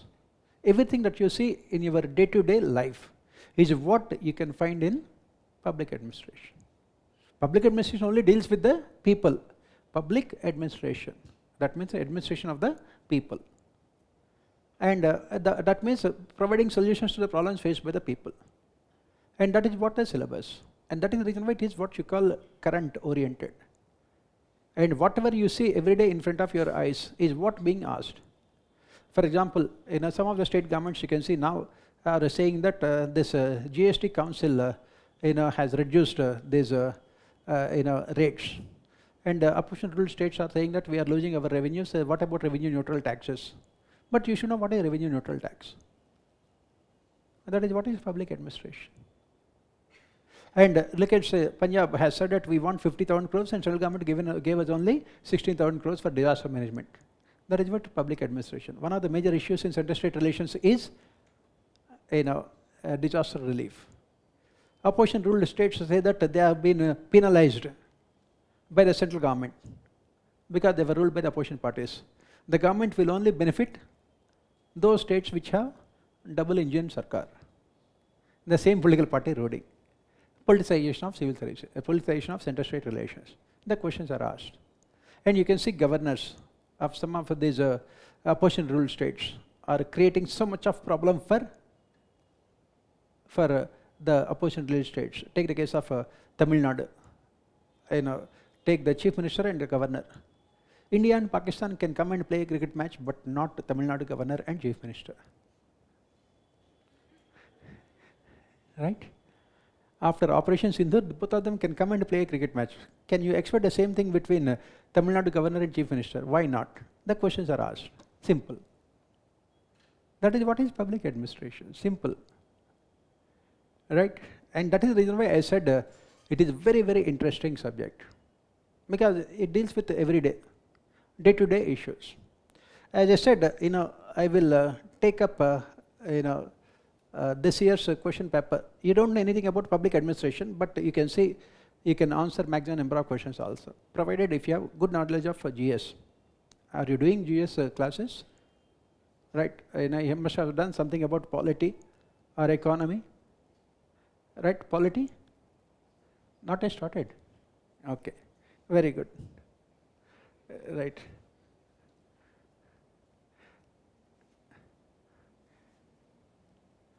So let us look at this year's question paper.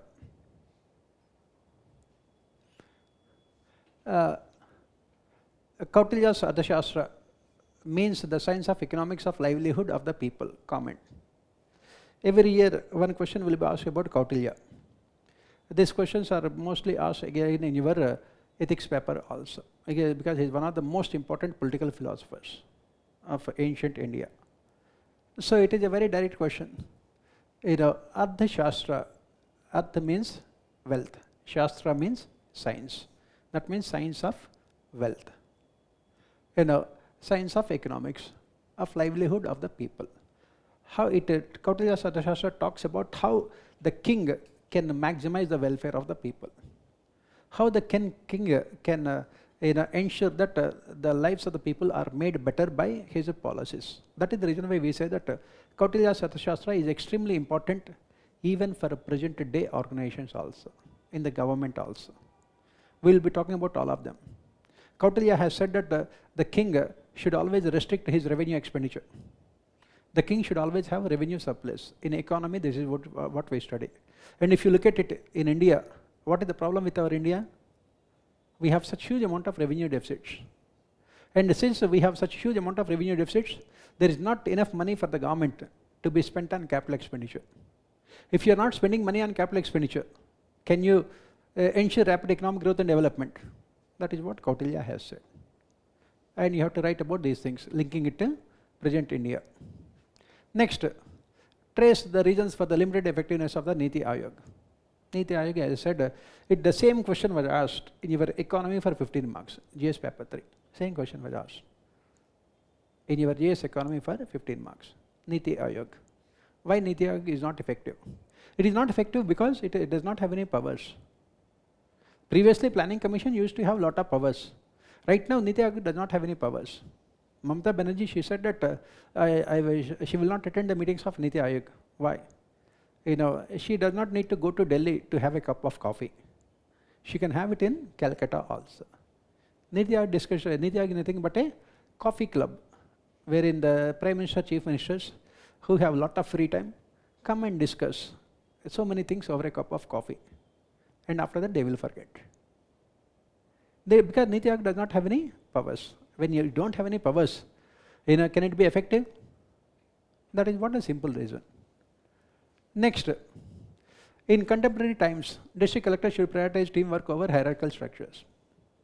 This is about the office of district collector. The reason why in India administration is inefficient because our district collectors give so much of importance to hierarchy. What do you mean by hierarchy? They say that everything should be done through a proper channel.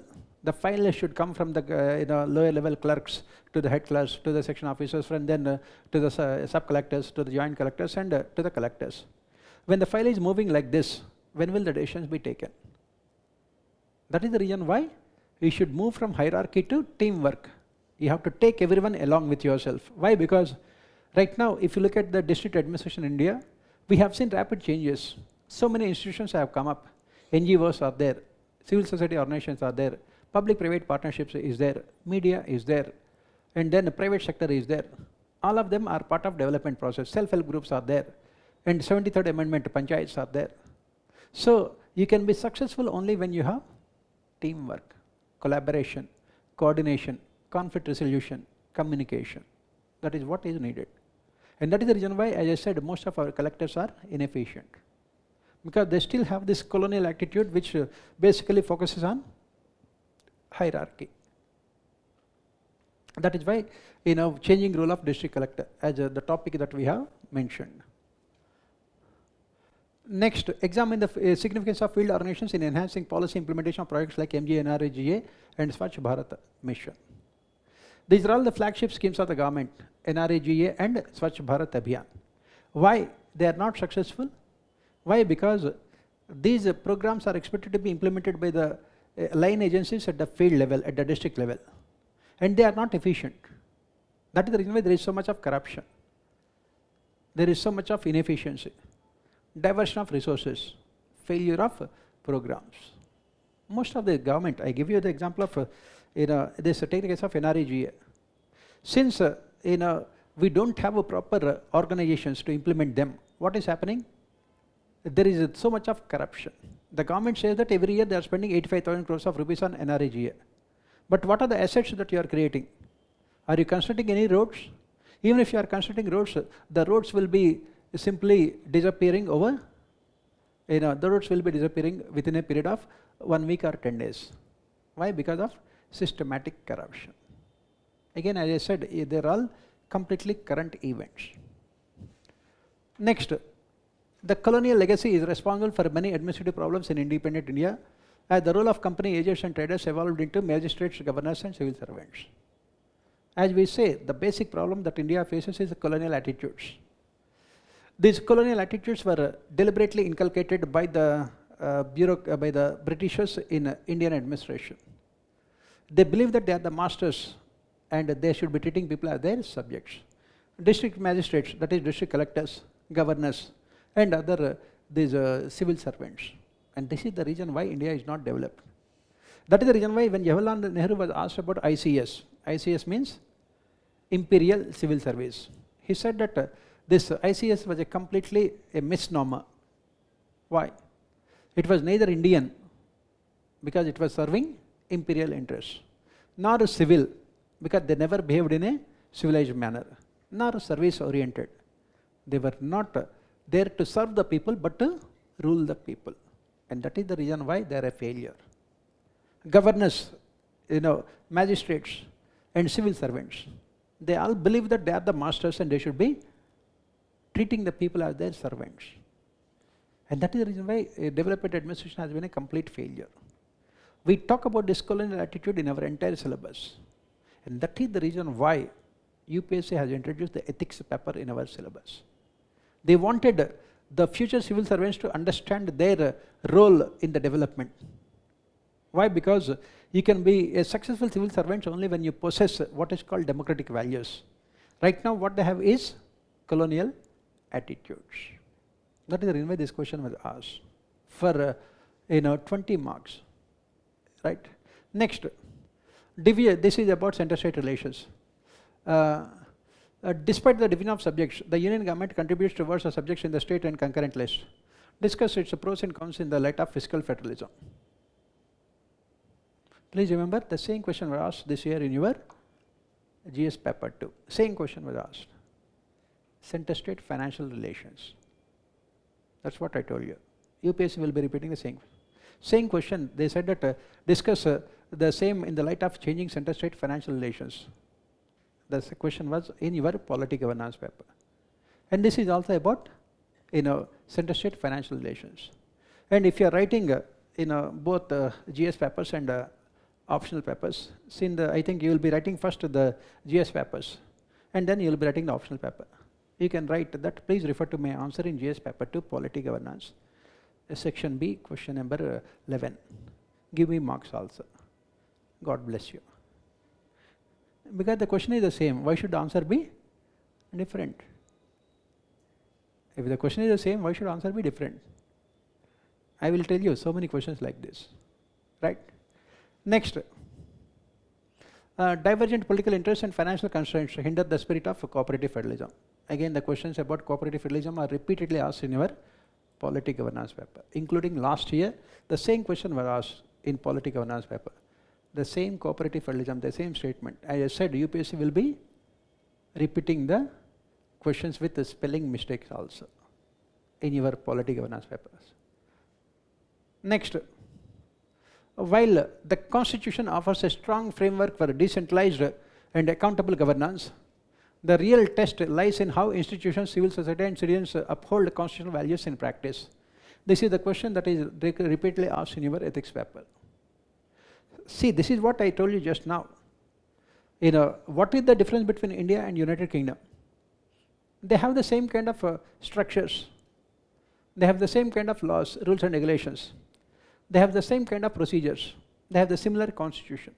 But still, why UK is so developed? Why India is not developed? Why? Because of these things. These institutions are not performing well. Take the case of civil services. I gave you the example. A British cabinet secretary could conduct impartial inquiry against their prime minister, which results in the resignation of their prime minister. That is what we call institution. Can you ever imagine a cabinet secretary in India conducting impartial investigation against a prime minister and still be alive also? And that is what the problem. That is why this question is asked. As you can see here, to answer any of these questions, you don't require any knowledge. Institutions, and then a civil society.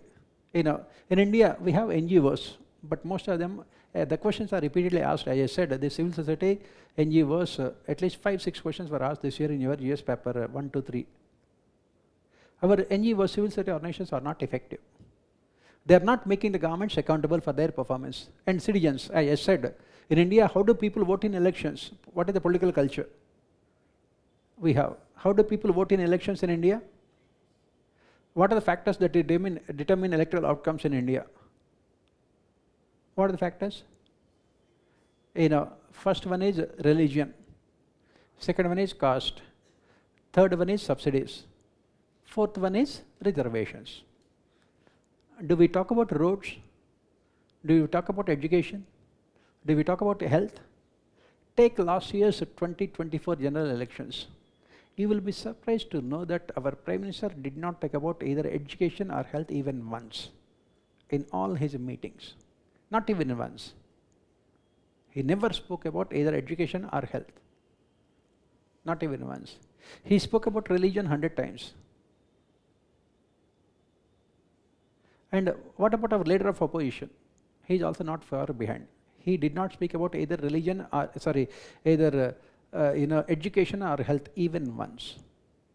With that kind of a political system and political values, can there be any development? And now elections will be held in Bihar. What are the issues in Bihar elections? Caste, reservations, socio-economic caste census. Rahul Gandhi goes and says that he will breach the 50% limit and provide more reservations. Definitely provide, but where are jobs? When there are jobs, there will be benefiting out of reservations, but where are jobs? That is what this question is about. Right? Citizens, our political culture is not influenced by cognitions. That means we are not voting in the name of the performance of the governments.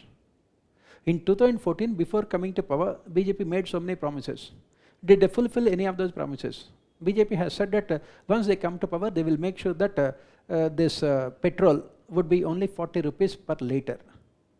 Now it is 40 rupees per 1/4 of a litre. And they said that rupee, at that point of time, dollar was 65 rupees. They will say that they will bring back rupee to 40 rupees. Now it is touching 100. And they said that they will provide 2 crore jobs every year. That means in the last 11 years, they must have provided 22 crore jobs.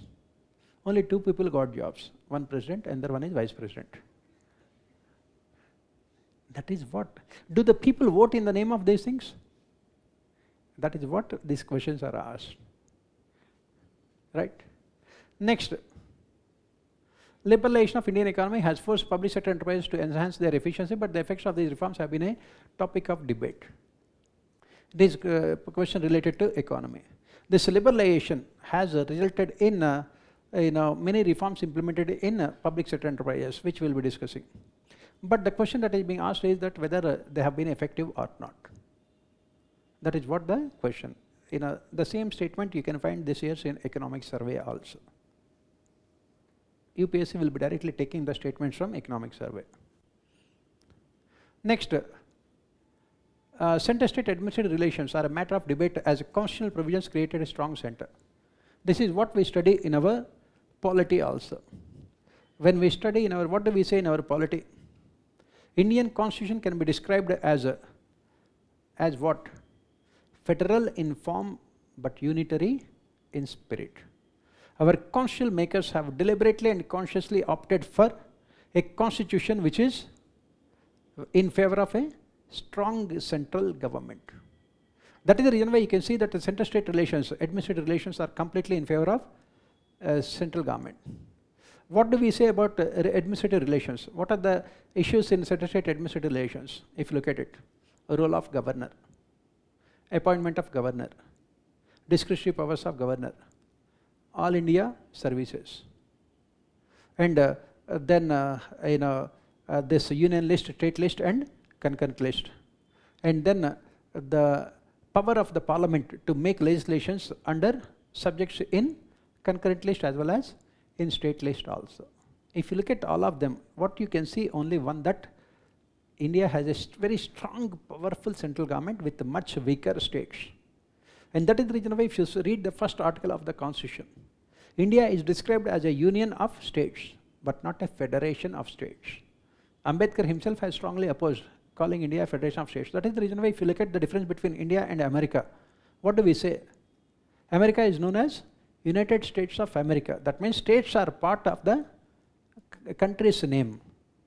In India, do we call India as United States of India? Why not? Because states are created only for administrative purposes. They don't have any political identity.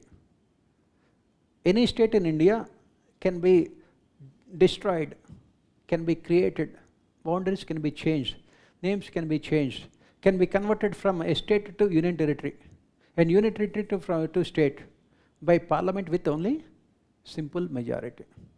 Jammu and Kashmir was converted into 2 union territories with a simple majority. That is the reason why this question is asked. All these things. As you can see, only on the topic center-state relations, how many questions they have asked? All the questions are only about center-state relations. Next, going to the next question. Experience of various states suggests that the reorganization of districts was prompted more by politico-populist convenience rather than ease of administration. Why this question was asked? It's part of current events. It is part of current events. If you look at it, recently Rajasthan has created 50 districts. Telangana has created 31 districts. Andhra Pradesh has created 26 districts. United States of Andhra Pradesh, that is Andhra Pradesh and Telangana combined together, had only 22 districts. Now, both Andhra Pradesh and Telangana have 31 plus 26, 57 districts.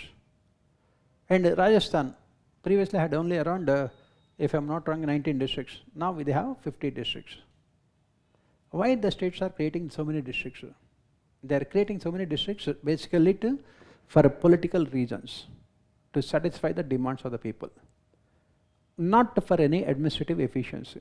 On the other hand, if you are creating so many districts without looking at administrative efficiency, what happens? When the new districts were created in Telangana, the district collectors do not have any house to live in also. There is no infrastructure.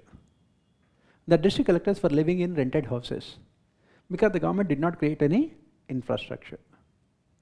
They have done only for populistic reasons without benefiting the people. And that is the reason why this question was asked. Again, current affairs. Next, lack of clear demarcation of roles between the state secretariat and the directorate has serious implications for policy making and policy implementation. Do you agree? This is a purely administrative question. Next, decentralized planning in India signifies a shift towards context-sensitive development, but inadequate resources and local politics complicate the realization of social justice goals. This is about 73rd, 74th Amendment. 1992, we have passed this 73rd, 74th Amendment, and we said that decentralized planning is one of the important objectives of 73rd, 74th Amendments. You want the planning from below. Why? Because the centralized top-down approach to planning has been a failure. But this decentralized planning has remained a dream.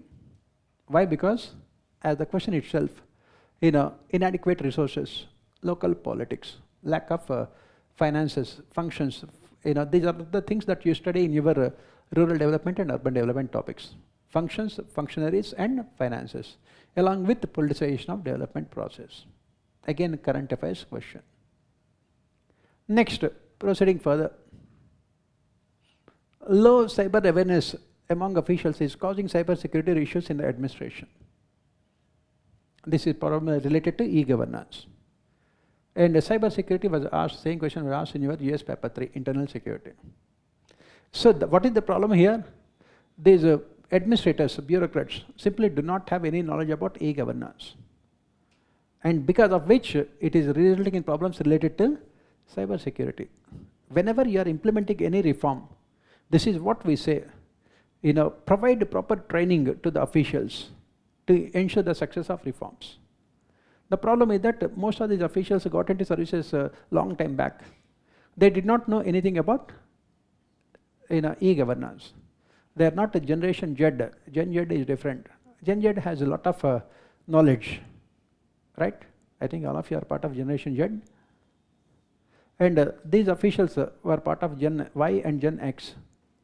They don't know anything about it. And because of which there are so many problems related to cyber security. And what are the solutions? Basically, this is what we study in topic on e-governance. Next, Guillotine hastens the budgetary process to meet time limit, evaluate the procedure. What is this guillotine? Have you heard about this word, guillotine? That means a budget is passed without any discussion or debate. What is the procedure for this guillotine? For example, you study in your polity that there are different stages in passing a budget. Introduction, then general discussion, then voting on demand for grants, voting on appropriation bill. This this guillotine is part of the stage 3 of our passing a budget, voting on demand for grants. The speaker will allot around 10 days for discussion, voting on demand for grants. There are 57 ministries and 93 departments in the government of India. The speaker will allot 10 days for the Lok Sabha to discuss them. Is it possible to discuss all the 57 ministries in 10 days? In 10 days maximum you will discuss 7 or 8 ministries. The remaining 50 ministries, the speaker would put all those demands for vote without any discussion, which is what is called guillotine. That is what the question is. If you are good with your polity, you will be doing all the things. Next. Ever felt that despite studying hard, you are not sure if you are focusing on the topics that really matter for UPSC Mains 2026? Many aspirants spend months revising the same basics, but the exam demands depth, analysis and interlinkages, not just coverage. That's why Vision IAS has designed a 3-month intensive Mains Advanced Course 2026. This program handpicks the most crucial static portions, dives deep into complex analytical areas, and integrates current affairs with Mains 365, ensuring that nothing essential is left uncovered. With sectional mini test, interactive classes you can revisit anytime, and dedicated mentor support, this course transforms your preparation into a Mains-focused strategy. The course begins on 8th October at 2 p.m. and is available offline in Delhi and online for students across the nation. Take this opportunity to not just prepare for UPSC Mains 2026, master the topics that matter most. To register, visit our website or call us on the given numbers.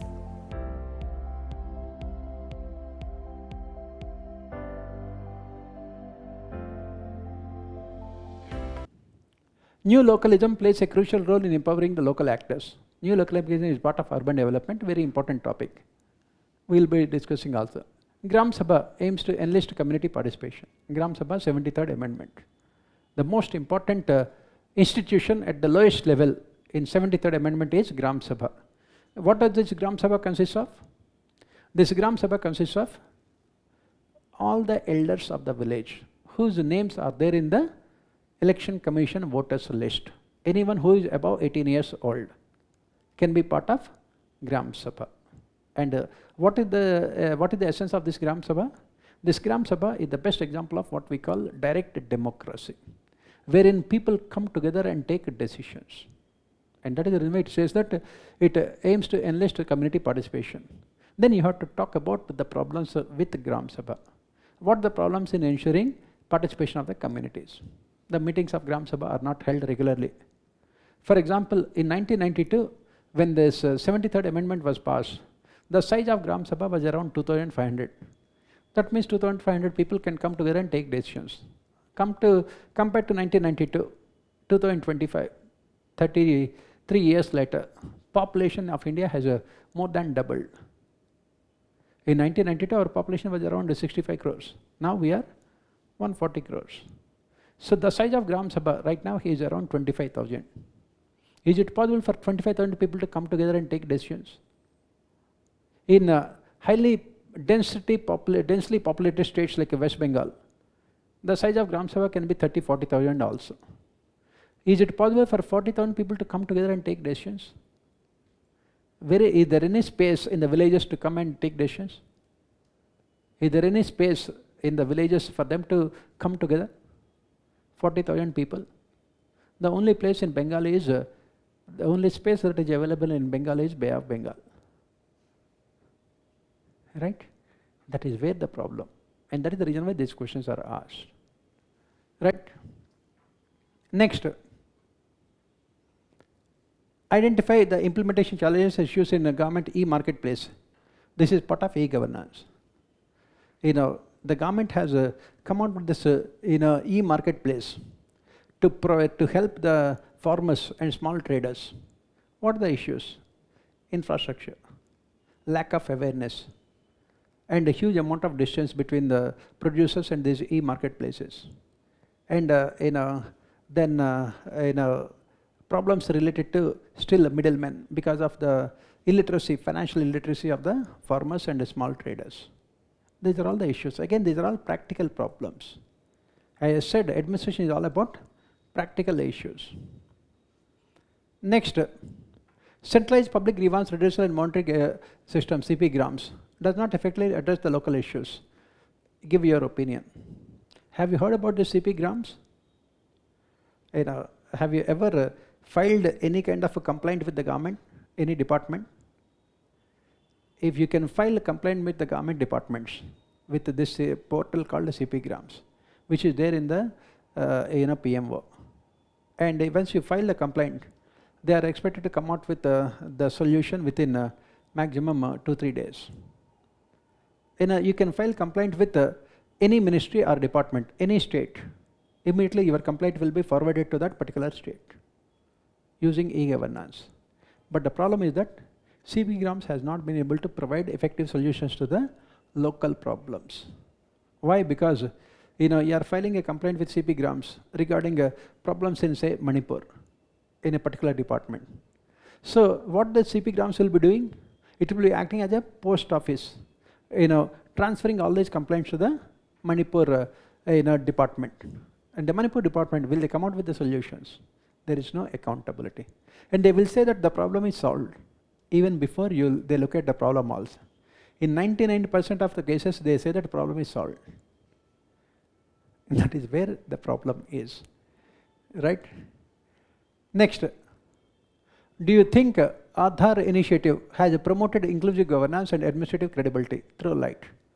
The government has opted for Aadhaar, unique identification number. Has it promoted inclusive governance and administrative credibility? Definitely Aadhaar has improved the administrative efficiency. It also improved the credibility. Why? Because by linking Aadhaar with the welfare schemes, the government could reduce drastically corruption. And with Aadhaar, Jan Dhan and mobile, the government could transfer huge amounts of money to the accounts of the people without any corruption. It has increased the credibility of the government. For example, the central government has said that in the last 11 years, they have transferred 45 this lakh crores of rupees, not 40, lakh crores of rupees into the accounts of millions of beneficiaries without any corruption. Previously, if the government has to transfer 100 rupees into the accounts of beneficiaries, only 15 rupees reach the poor people. With Aadhaar, they could reduce drastically the corruption. And that is the reason why it has increased the credibility, but at the same time it has so many problems. For example, you are a worker, working in this physical work. What happens if you are indulging in physical work? The fingerprints will change, the lines, and you will get the food grains only when it matches with the fingerprints. And most of the poor people could not get the food grains because of fingerprints mismatch. In Jharkhand, some people died of hunger also because they could not get food grains because of fingerprints mismatch. That is when Supreme Court had to interfere, and Supreme Court has said that let Aadhaar be not made mandatory for receiving benefits. Why? Because the fingerprints mismatch. If you are in a white collar job, the lines on the fingerprints will be the same. But if you are involved in physical labor, they will keep on changing. And it creates so much of problem. Because if you go to a bank, and then again they will take this POS machine. And I went to my bank and to get my what you call KYC, know your customer. And I wanted to give me my thumb impression. After 100 times also it could not match. That is the problem with the technology, right? So you have to write about all of them. Next, smart policing and community policing programs have been initiated to address the socio-technological challenges in law and order. This is part of police reforms, which we will be discussing right now. AI, artificial intelligence, is being used extensively by police forces, law enforcement agencies, to catch the criminals. Community policing is what we are talking about for a long period of time. Next, many elected women representatives in local governments in India, especially from marginalized backgrounds, often struggle to govern effectively. This is the question they have asked, the similar question last year in your polity for 20 marks. Same question, not similar, same question. In spite of implementation of the 73rd Amendment for the last 30 years, why women empowerment has not been achieved? You have provided reservations, and as part of 73rd Amendment, you are giving 33% reservations for women in local self-governments. In some cases, in most of the states, the reservations are more than 50% also. Why it has not resulted in the empowerment of women? Why? Because those women who had reached those positions did not have the necessary capabilities. They don't have the education, they don't have the skills, they don't have the administrative experience, and they don't have any outside knowledge beyond their household, because we have patriarchal societies. Women are not allowed to go out and work also. They are not allowed to go out and work. And that is the reason why when they are made Panchayat presidents, what happened? We have seen a proxy rule by their male members, what we call Panchayat Patis. The husbands are ruling the Panchayats, and women's empowerment did not take place. The same question was asked last year in your polity, the same question is repeated now, right? Budget is the pivot around which the whole financial administration revolves. Discuss the socio-economic and political implications of budget. Why budget is considered the most important public policy of the government? Because a budget gives you complete direction, information, commitment about the government. If in the budget the government gives more importance to infrastructure, that means the government is committed to infrastructure development. On the other hand, in the budget, if the government gives more money to subsidies, that means the government is giving more importance to welfare administration. On the other hand, if the government gives more importance to agriculture, that means the government is wanted to give more importance to agriculture development. And similarly, if the budget gives more importance to technological development, like this year's budget, science and technology, research and development, the government is committed to those things. Budget is the instrument used by the political parties to win elections and retain power. And it is the instrument used by the political parties to bring about socio-economic transformation. For example, in 2004, Congress party came to power on the basis of the slogan Aam Aadmi, protecting the interests of common man. And next year budget onwards, 2005 onwards, they have introduced so many schemes, what you call rights-based approach. If you are unemployed, the government will be providing you 100 days of employment under NRAGA, right to employment. And if you are a poor person, government will give free food grains under a Food Security Act, right to food. And if your children are not having access to schools, government will provide free and compulsory education under right to education. And the government would allocate huge amounts of money for all these flagship schemes. And if you have any problems with your health, the government will provide the free health facilities under NRHM. Right now we call it as Pradhan Mantri Jan Arogya Yojana or Ayushman Bharat. That is how budget is used by the governments to bring about socio-economic transformation. And this year, if you look at this year's budget, out of 50 lakh crores, the government, the central government is spending around 10.5 lakh crores, 11 lakh crores only on what we call infrastructure. The government wanted to show its commitment towards infrastructure development.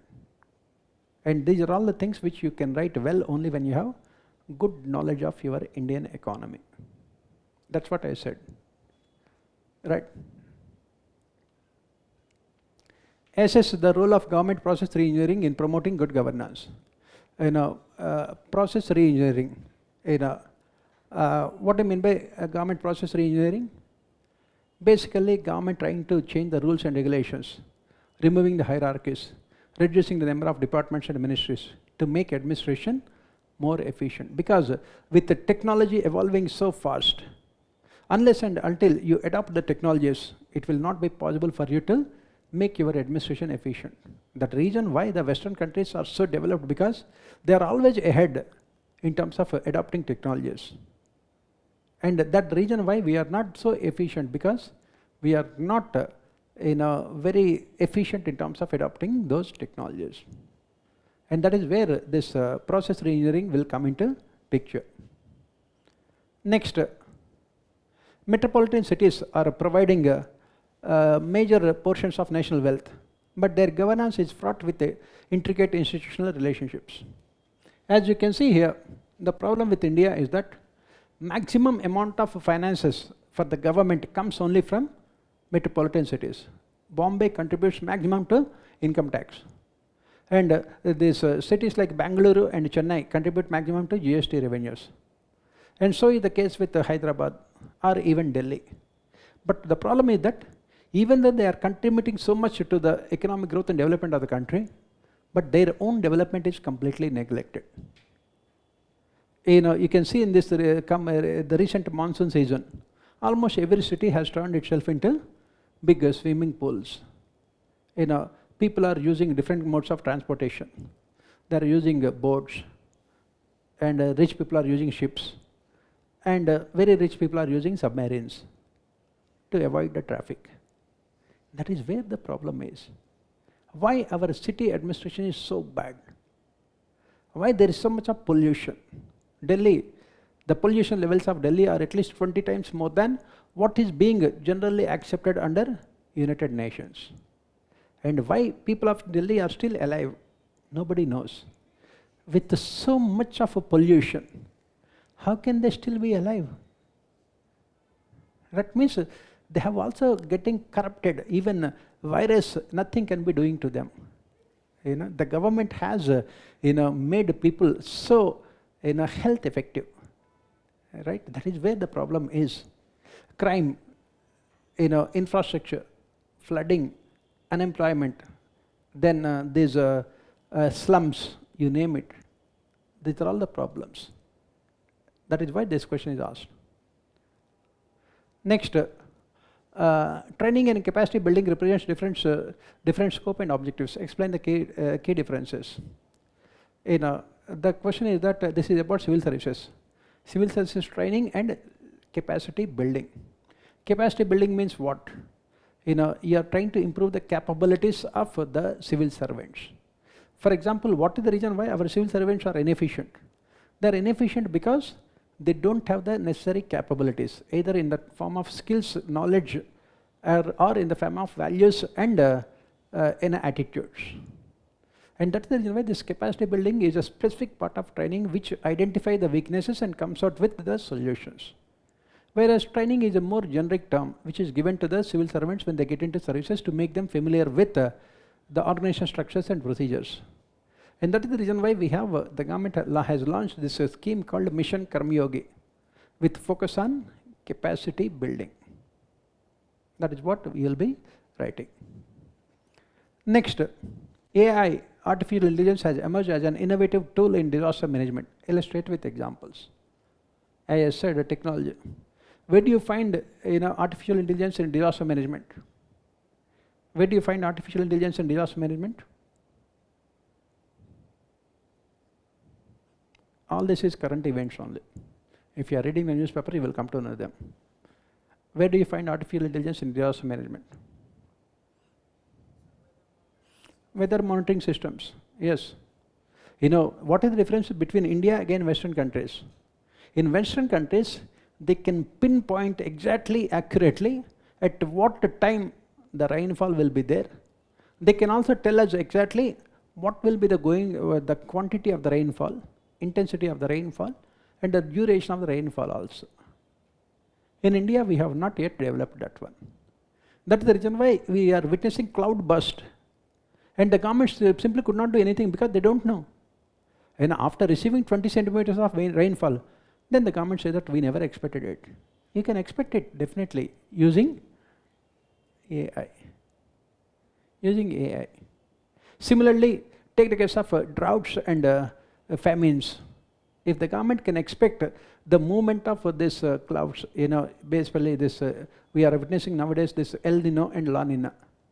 Using AI, you can easily accurately predict the movement of these clouds. You can also adequately predict the amount of rainfall, so that in those areas where there is not going to be enough rainfall, you can, as part of proactive disaster management steps, you can ask the farmers to delay sowing of seeds. That is what disaster management. Disaster management can be successful only when it is preventive in nature. It can be. Most of the time, why disaster management in India is not successful, it is only reactive. That means, take the case of this Himachal Pradesh and Uttarakhand, the kind of cloud burst. You can use AI to accurately predict. You have seen recently in Uttarakhand, one entire village was wiped out. And the government says that we never expected. You can expect it very easily, provided you have AI. In Western countries, for example, if you watch these cricket matches taking place in London and all these places, they will say that at this point of time there will be rainfall. They will say that this will be the intensity of the rainfall, and the rainfall will be exactly for this duration. And you can expect even a single drop of rain also they can easily predict. Automatically you can take proactive measures, preventive measures. And that is what we say AI can be used extensively in disaster management, in preventing floods, in predicting monsoons, in taking preventive measures related to drought and famines, in helping the farmers with cropping pattern, sowing of seeds, and also in preventing this cloud burst kind of situations I know we cannot prevent a cloud burst, at least we can give a proper communication to the people. You can see that so many people are stranded in these flood waters because the government will not give them. In Western countries, you go to countries like UK or USA, they will not move out unless and until they get clearance from the weather department. In India, do you have that kind of thing? Because we cannot have faith in weather department. What kind of weather updates are given by the weather department? It might rain or it may not rain. It can be very sunny or it can be cloudy. Like this, weather updates. And that is where we need artificial intelligence. As you can see here, in any of these questions, you don't require any kind of knowledge. This is completely, as I said, only general studies. This is how, and if you are good, as I said, with your general studies, you will be doing all these questions very well. On the other hand, if you are good with your public administration, again you will be doing all these questions very well in your GS papers. So this is what it is, and this is how we will be proceeding. And paper 1, even if I take, I don't think you will be able to understand it, paper 1. I don't think because we have not discussed it.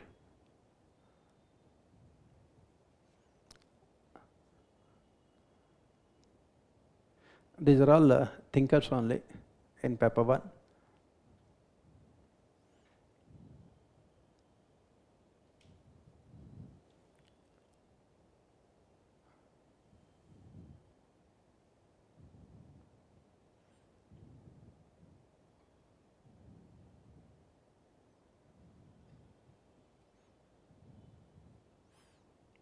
For example, look at this question. Economic development alone is not sufficient component of women development and empowerment. That means we need economic development of women. It is necessary but not sufficient. What else is needed to ensure empowerment of women? What else is needed? Apart from economic independence, what else should be ensured in the development of women?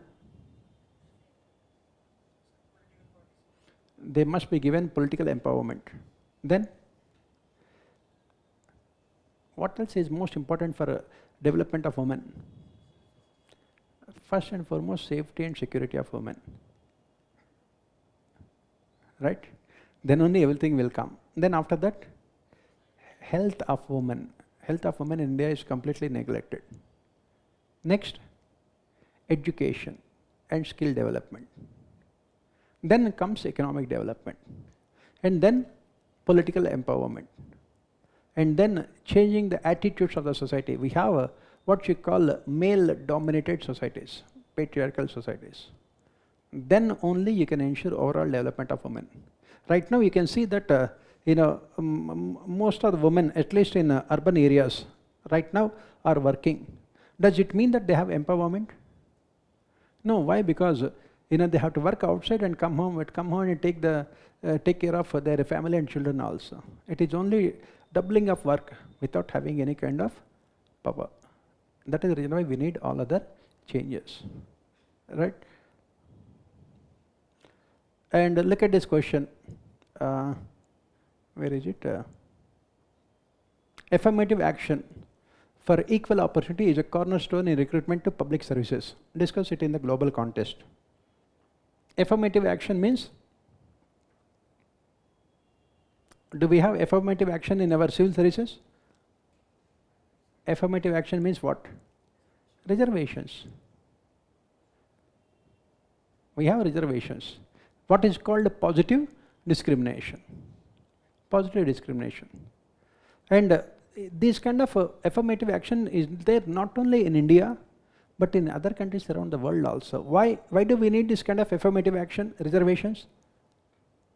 Why do we need reservations? What is the rationale behind reservations? Very simple. There are so many sections of society who have been exploited because of their identity, and they remained backward for thousands of years. Is it possible for them to compete with others on a level playing field? And that is the reason why we need affirmative action. This affirmative action can be in different forms. In India, this affirmative action is in the form of reservations. In the United States of America, affirmative action is in the form of helping the people, giving them better education and health. In America, if you are a poor person, the government gives you free education and free health. They say that study whatever you want, we'll give you free education. And after that, compete with the others on a level playing field. That is what we study in our polity article 14. I don't know whether you have studied this or not. Procedural equality and substantive equality. Have you studied this in polity? Have you studied polity? Polity, have you studied? I mean, article 14, is it not done? In article 14, when you talk about equality before law, we talk about two things. First one is procedural equality, second one is substantive equality. What is the difference between them? Procedural equality and substantive equality. Please remember, this question was asked in your polity for 15 marks. Please remember, polity does not mean Lakshmikant. Lakshmikant gives you constitution. Polity is different, that's what I said. What is the difference between procedural equality and substantive equality, which is the essence of this answer? Please remember the same question was asked in your polity paper for 15 marks. In India, we have substantive equality as part of affirmative action. America has procedural equality as part of affirmative action. Substantive equality, substantive means substance. In terms of the substance, you are trying to ensure equality. So in terms of outcomes, so if you are recruiting 100 people, around 49 people should be belonging to weaker sections. America does not have this substantive equality. It has equality in terms of procedures. If you are a poor person, America will give you free education, free health, but it says that you have to compete with everyone on a level playing field. America does not have any reservations. They don't have. Why? Because it's a capitalist society. Capitalism cannot afford any other mode of recruitment except efficiency. That's the reason why these questions are asked. Right?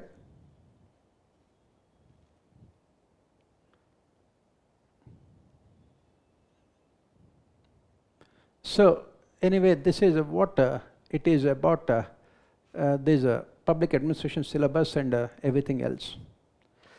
So if you have any doubts, you can ask me about the syllabus, about how we are going to proceed with it, and about the optional itself.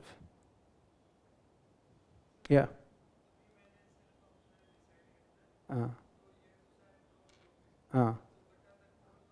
Very good. Everything, every decision you will take has both merits and demerits. Right? What are the disadvantages of public administration? That is what you are asking. You are asking a wrong person. Right? See, what are the disadvantages? This is the perception. The perception in the market is that public administration is not scoring optional. Perception, I said, not reality. This year, if you look at 2025 results, in all optionals, the top score is the same. That means in all options, the top score is around out of 500 marks, around 300 marks, including public administration. So the perception that it is not scoring is not true.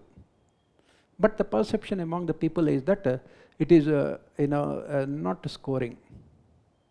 And it has come because in 2012, UPSC had given a very difficult paper. From then onwards, people have this perception. But every year, top rankers will come from this optional. That is the first, you can say, disadvantage or demerit, the perception among the people. And second thing is that when it comes to public administration, people believe that these thinkers are difficult. But in public administration, you are studying only 5-6 thinkers. In political science, you will be studying 50-60 thinkers. In sociology, you will be studying 30-40 thinkers. So obviously, which is more difficult, you can decide. And most of these thinkers are very simple. They have come out with ideas which are based on common sense. There is something called scientific management theory, the first theory that you will be discussing. It says that if you want to maximize the efficiency of your organizations, you have to manage the activities in your organization in a scientific manner. That is the theory. What do you mean by managing organizations in a scientific manner? Recruitment should be done on the basis of merit. Why Indian bureaucracy is not efficient? Apart from merit, we also have equity. Why private organizations are efficient? Will Infosys take people on the basis of their cost? That is what. So this is what is scientific management theory. Very easy. This is the second perception, that the theories are difficult. This is the second one. And then third thing is that right now at this point of time in UPSC preparation, public administration is not as popular as other optionals. For example, this popular options right now are this political science and anthropology or sociology. They are popular options. And public administration is not as popular as these optionals. That is the only thing. every option, it will be a cyclical process. Some options become popular sometime, and after that they will go down, like this. And that is what the perception again is not a popular. It's not a it's not a perception. It's a reality also. It is not one of the popular options. But the only thing is that with popular options, more number of people will be writing. The success rate also will be less. As I said, at the end of the day, when UPSC releases the number of people from different optionals, and on average in every optional around 10% of them will be successful. So it does not really matter whether it is popular or not. The success rate will always be 10%. They will normalize the things. This is the third thing. And otherwise I don't see anything else. These are the three things. And advantages I have already told you. And public administration requires analytical bent of mind. Analytical bent of mind means you must be able to understand what is happening in front of you and come out with solutions. That is what administrators need, that analytical bent of mind. That is what public administration. And then, as I said, so you can have some unanticipated advantages also. If in the future UPSC removes the optionals, obviously people from other optionals will be suffering because they have to study public administration, which you don't have to study from future perspective. That's what we say. You always take decisions not only from the present but also from future perspective. After 2 months, UPSC says that we are removing all the optionals. Then what will happen? That is why, it can happen because 2016 Baswan committee has said it, and we are in 2025, and it's more than 10 years, and there is a lot of pressure on UPSC. That's why some members of parliament have raised this question in Lok Sabha also. When are you going to implement the recommendations? It will be forced to implement sooner than later. So that is what it is. In an unbiased manner, that is what, in the perception of the people, this is what it is. Yeah.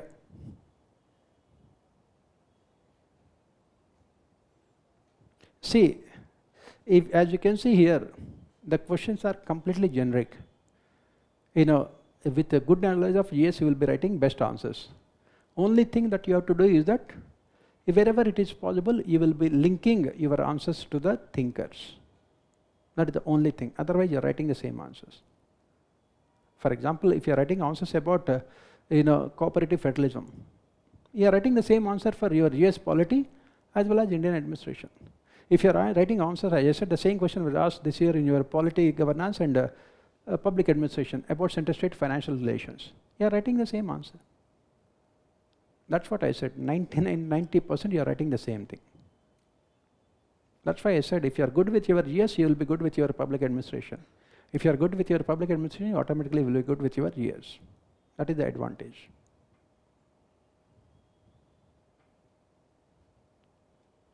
Right? Any other doubts you can ask?